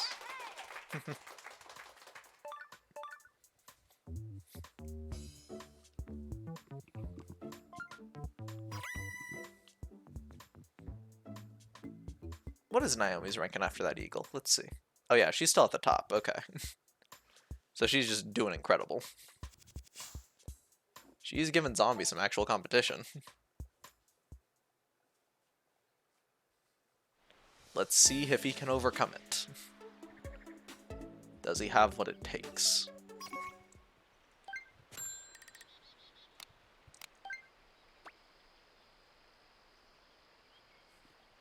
Nice shot. Too far.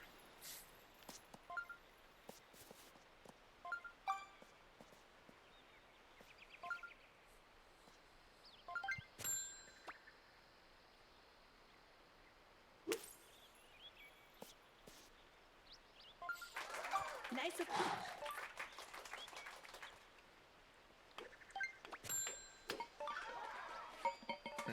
I don't know. I know I should keep talking. Like, that's the thing I've got to do. I gotta keep talking. It's just golf doesn't give me as much. Soccer, I got a million things running through my head. Volleyball, I'm panicked constantly. Even bowling, I can read other names and be upset with old reliable. Golf really doesn't give me much to talk about. It's just add power, add curve, stuff like that.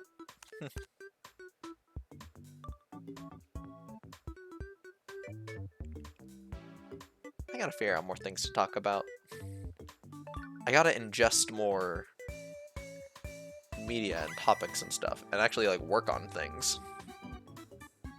Give that golf commentary. I don't know how to give golf commentary. I don't know the in and outs of the golf commentary world. No, Mike's coming back up. Good for Mike.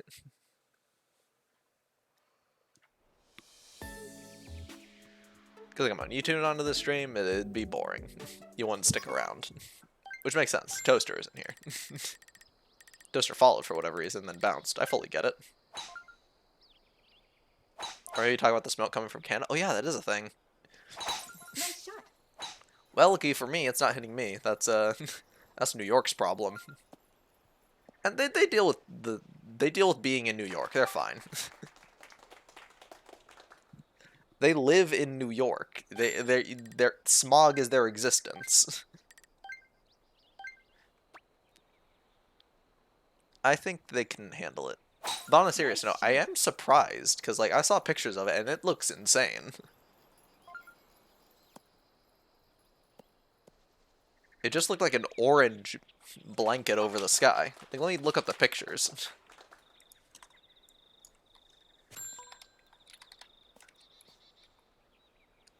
Let's see. New York air quality. No, New York air quality. Here. This. Look at this. It's reported to be worse than heli smog. Well, yeah, look at this. Look at this. Alright, how can I land this? One second.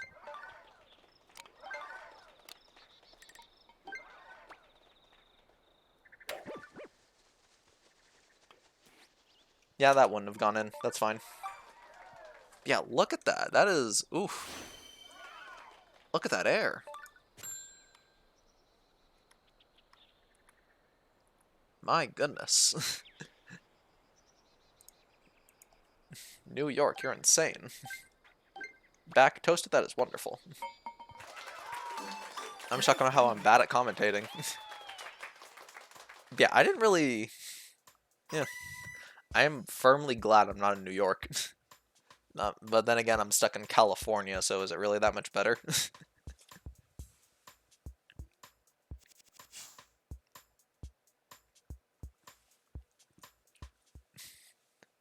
I mean, I got decent air, but oof, dude.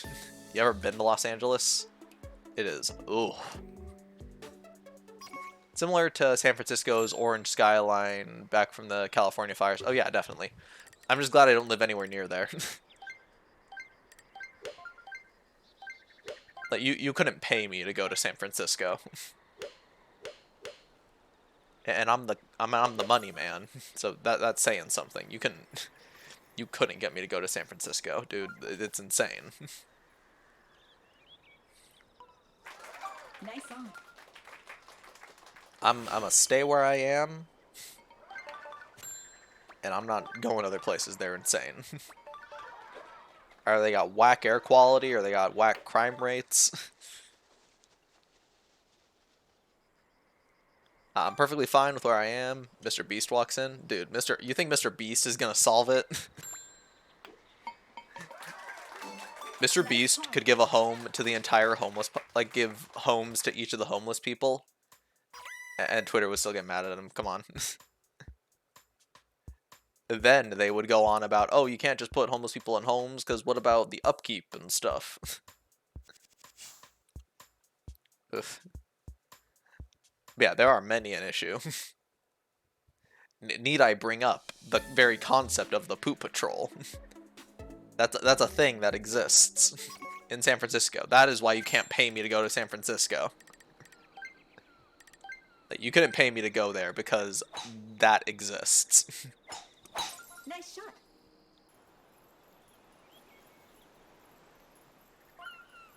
Today I'm causing a nuclear winter to solve global warming.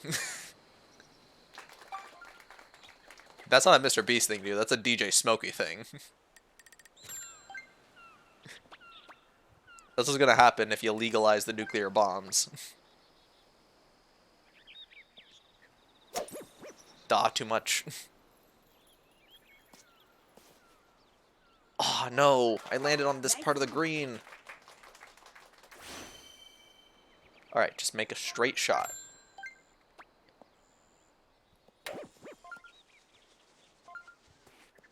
I'll take a bounce. I'll take a bounce.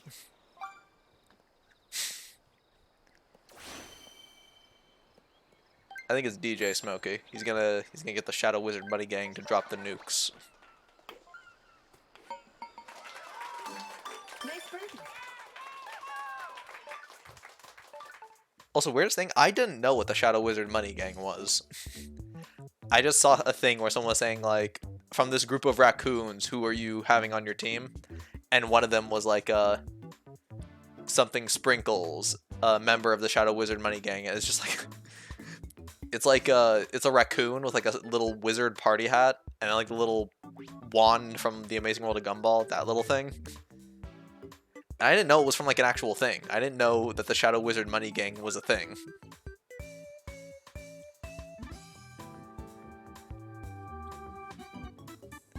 But hey, they love casting spells. I understand why the Nuke Man would want them on his team.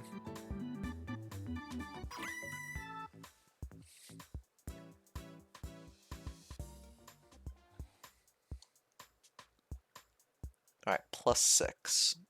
I'm still middling behind, but this is a decent score, admittedly. Like, it's not awful. I'll take it.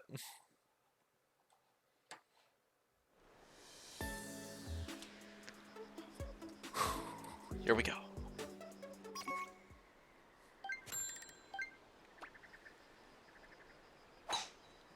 Nice shot. Let's see...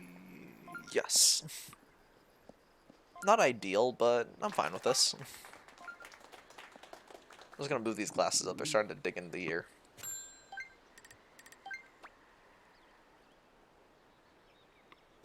Nice shot. Get me off the green, get me off the green. No! Nice I on. needed a chip in. That's fine, that's fine. Just take the shot.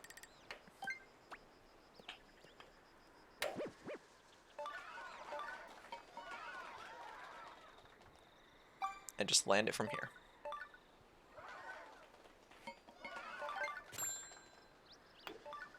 There we go. Nice paw. I was actually thinking of like I was thinking of different media I could watch, and I was thinking, what am I honestly looking forward to coming out? Nothing really. I mean, Spider-Verse happened. I gotta wait like a year for the sequel to come out. Guardians 3 came out, it was mid. And came and went. Blue Lock Season 2 is a solid year away. At least we're getting a spin-off show. And Ashel is still around. That's doing pretty solid. Demon Slayer is going to end soon. What do I really have to look forward to? I'm going to try to take the shortcut. No, I'm in a trying mood. I'm going to give it a shot.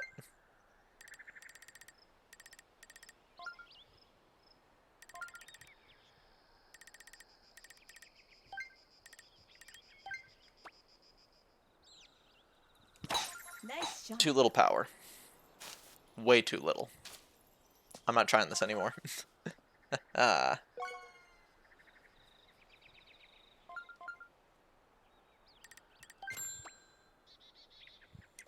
I gotta practice that on my own time. I cannot take that into the tournament. The only thing I can think of right now that I'm really looking forward to that's like at least somewhat on the horizon is probably that new Superman show coming out. Not for like actual interest in the show itself, it's for the concept. The concept of a young-ish Superman trying to figure out what it means to be Superman. That's what I'm interested in. Like, that's a good story I want to see told. Like, Superman figuring out what it means to be Superman and stuff. Nice approach. The actual show itself, I don't know if I'm going to enjoy, but it's the concept that intrigues me. Double bogey? That's fair. That's completely fair. I would have just been on par if I didn't go for the shot, but I'll take it.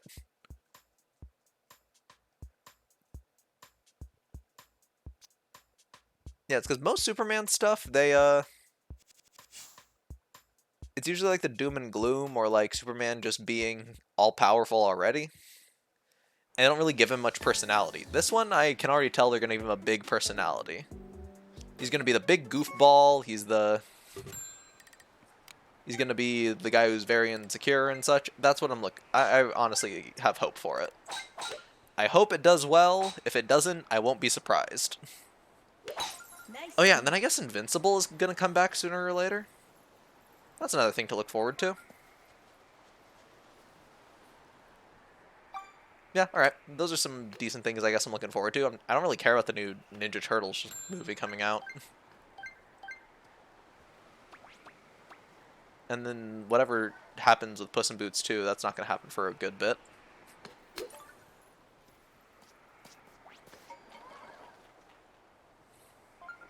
Nice approach. I mean, Pokemon's got their DLC coming out later in the year, but that'll happen when it happens. I mean, they just got home configuration. Nice paw. I'll take on par. What else would I look forward to?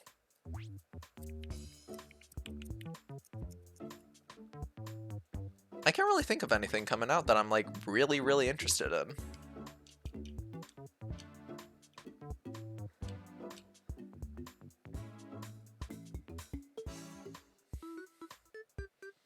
There's a story about an actor acting to be an actor who dreams of being an actor, but then realizes they're not an realizes they're an actor who was the actor who acted as the actor. Now that sounds compelling. That's a Christopher Nolan movie right there, man. Yeah, that's one of the scripts that that's one of the scripts he put out there. That's gonna get butts and seats. Actually, speaking of Christopher Nolan, that is a point. I don't know if I care to go watch Oppenheimer. I'll probably watch it just to go like watch it with my sibling, but Nice shot. it's not really something I'll go out of my way to watch like on my own. Mainly because it's long. Like Oppenheimer is gonna be a solid 3-hour movie.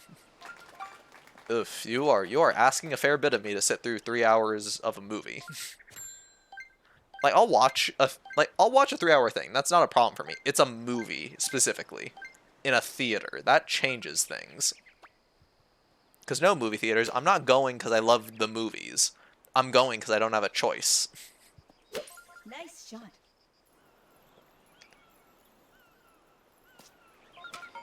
Oh wow. Chipping. Albatross. Jeez. Okay, that happened.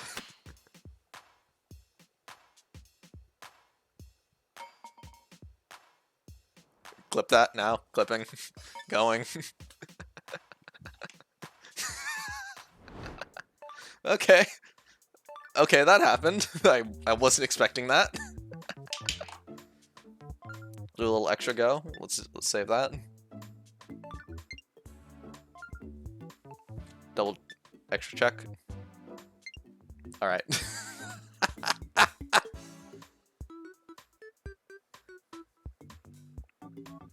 All right, that's a thing. Oh, that was great. All right.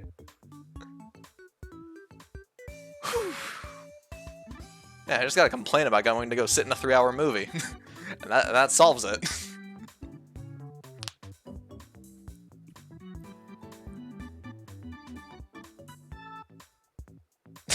I can't believe that happened. All right.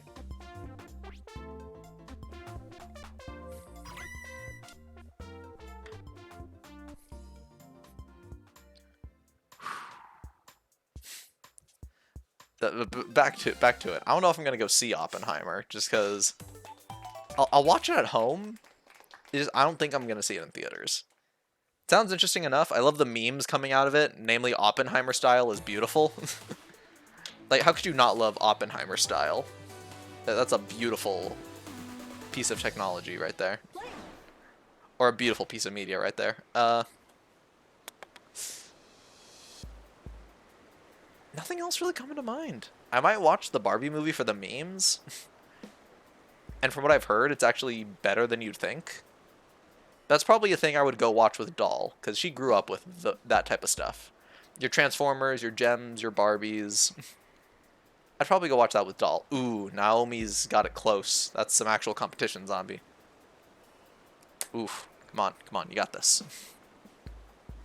Alright, he's made his shot. He does it! He doesn't get it in, but he is closer. The squares should work. Oof. Not even a foot worth of the difference. That's insane. Good work, Zombie.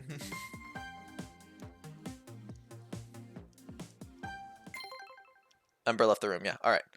So, Zombie, what exactly do you want to test? Is it your just general skill in 1v2s? Because then we'll gladly try that.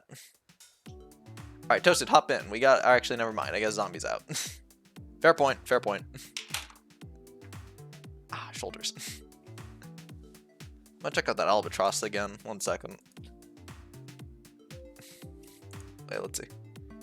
2 players for 1 player. Yeah, that's what I'm thinking. You want to test your 2v1 skills.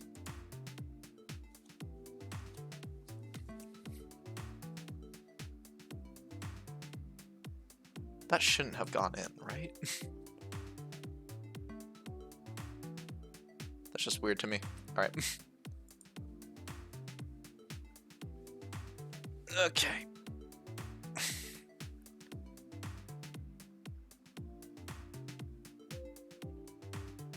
Alright. I will mute for a moment while you guys do whatever it is you gotta do. If not, if you guys aren't gonna head back, that's fine. 1.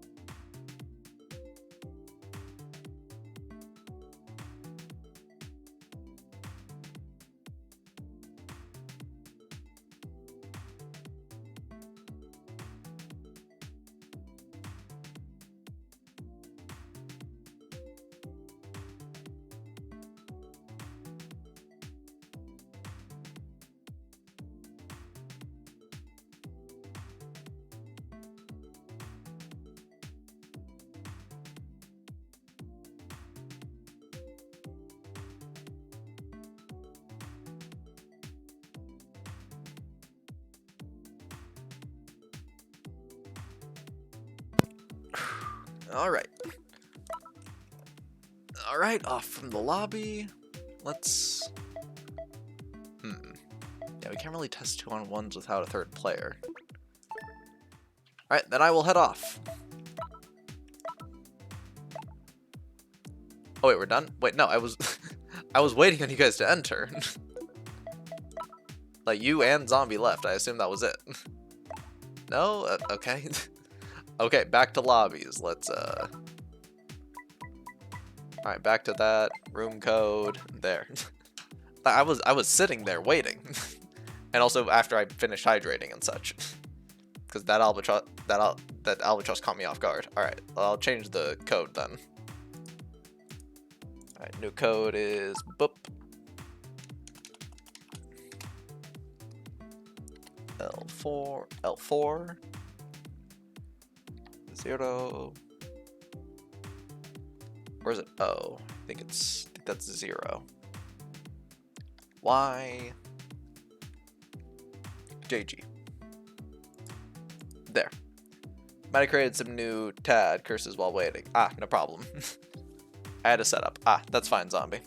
Oh wait, by 2v1, do you mean you and the leg strap assistant versus us? Like you controlling 2 players rather than 2-on-1s?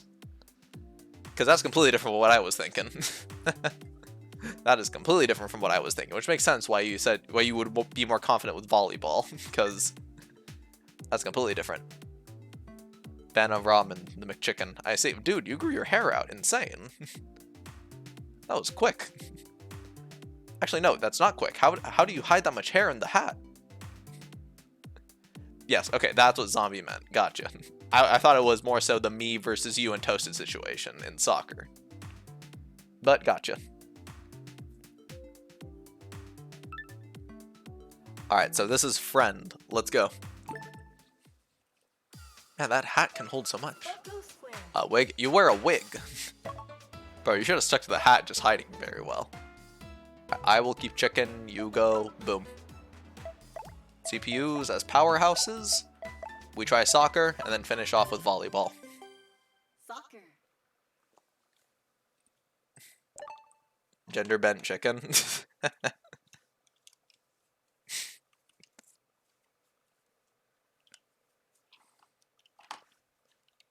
You'd assume the name would change at least a tiny bit, but you know what? Whatever.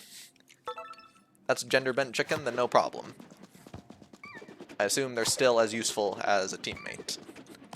Both offensive and defensive. Dang it. 1. No.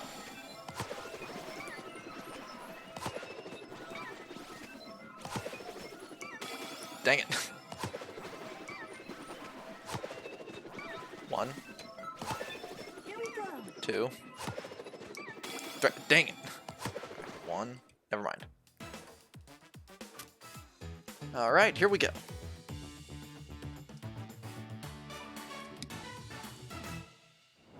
Let's do this.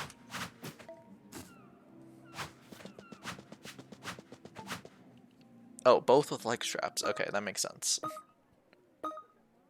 I never noticed those water faucets back there. They're nice. Alright. He's gonna kick. That's fine.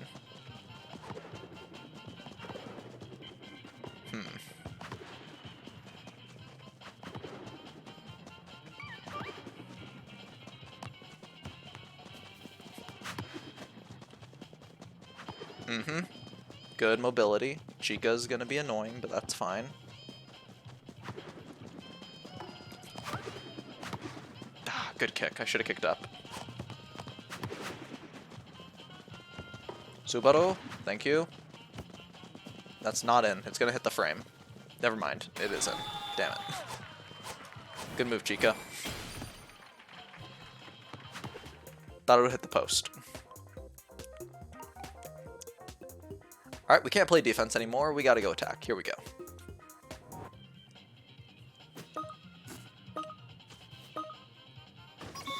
Shinta, what have you got for me? I'll give it that to chicken. Ah, he got crossed up. Or no, she got crossed up.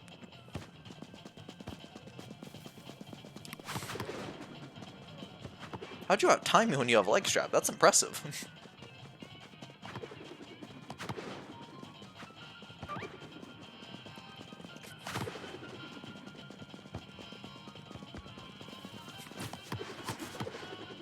Dang, Chica!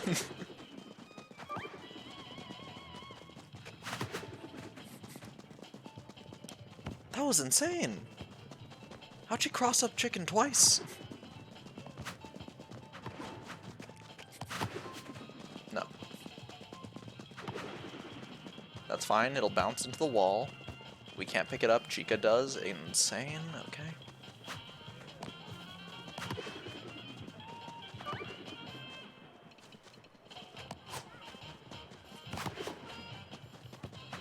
Dang it.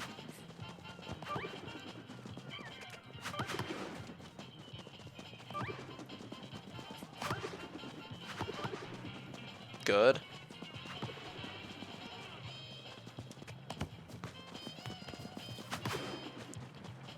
Dang it.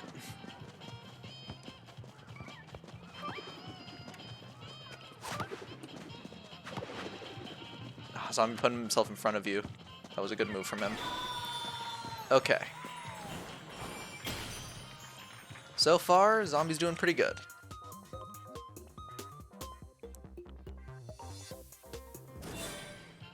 "40 seconds. That is enough time, but with Zombie as the opponent, that's in question. But here we go.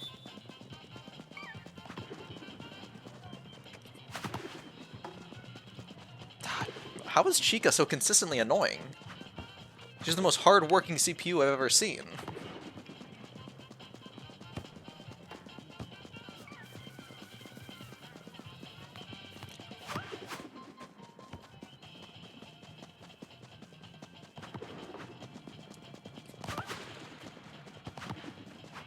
Good shot, Shinta. Shinta, do something. Nope. Time's up. Dang it. Alright, good game. Alright, next we test volleyball.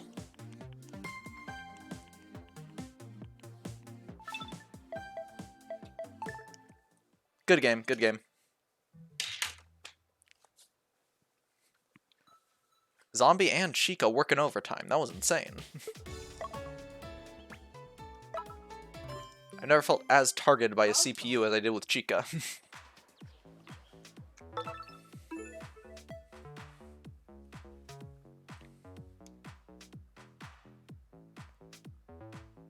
Alright, here we go.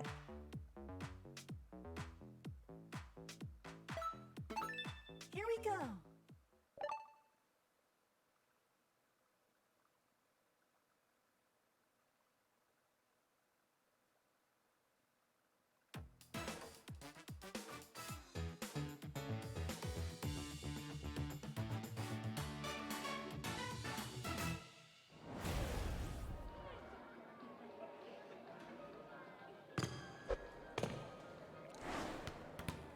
Oh no, they're synchronized. I will give it to you. I didn't try to do that, but that just happened. Okay, here we go. Good block. His timing seems to be a bit off.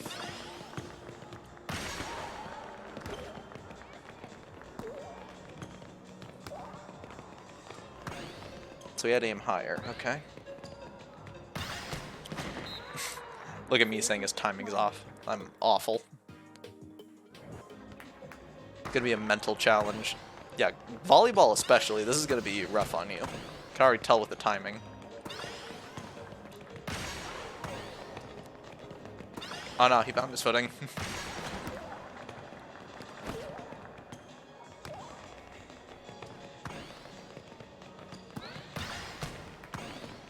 Ooh, ooh. He's cracked. He can't even get drop balls.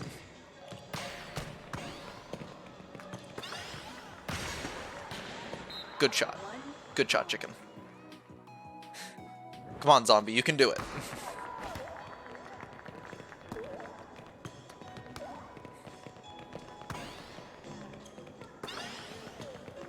If anyone can do this, it's you.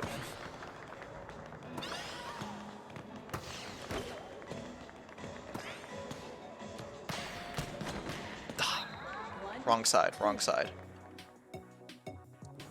Sorry, chicken.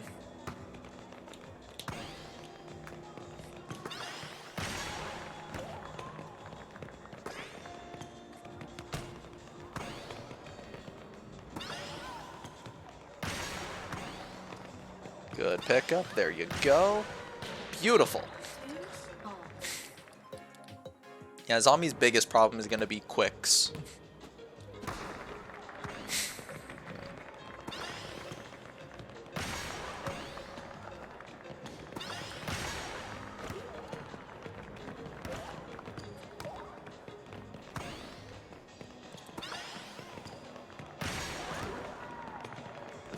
Quicks and corner shots.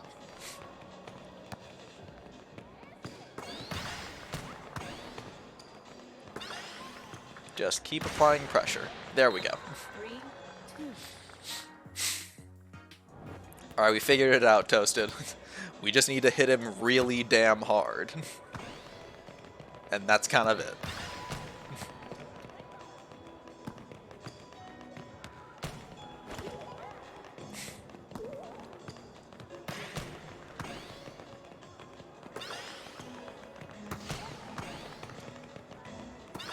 Oh no, he's getting time to adapt. That's fine. 4-2. Match point. Alright. Turned it around.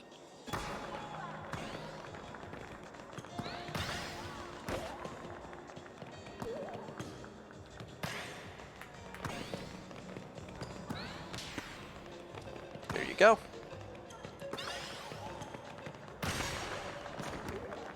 Nice attempt. Nice attempt. Oh, no. Ah, that's fine. That's fine. Match point.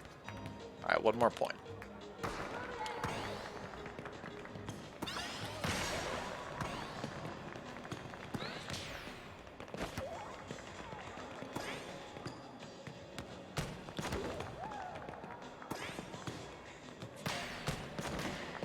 Ah, he deuced us. He deuced us up. That's fine. That's fine. Deuce. Let's not get overconfident here.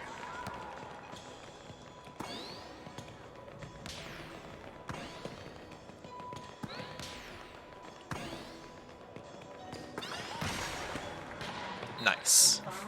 5-4. That's the quick we live for. Match point. Alright, come on, chicken, you got this.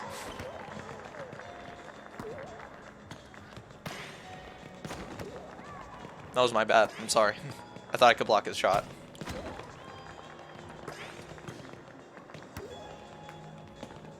I have to give it to him. There we go. That's a block out. Perfect. 4. Match over. Man, volleyball is way harder than soccer with 2-on-2s.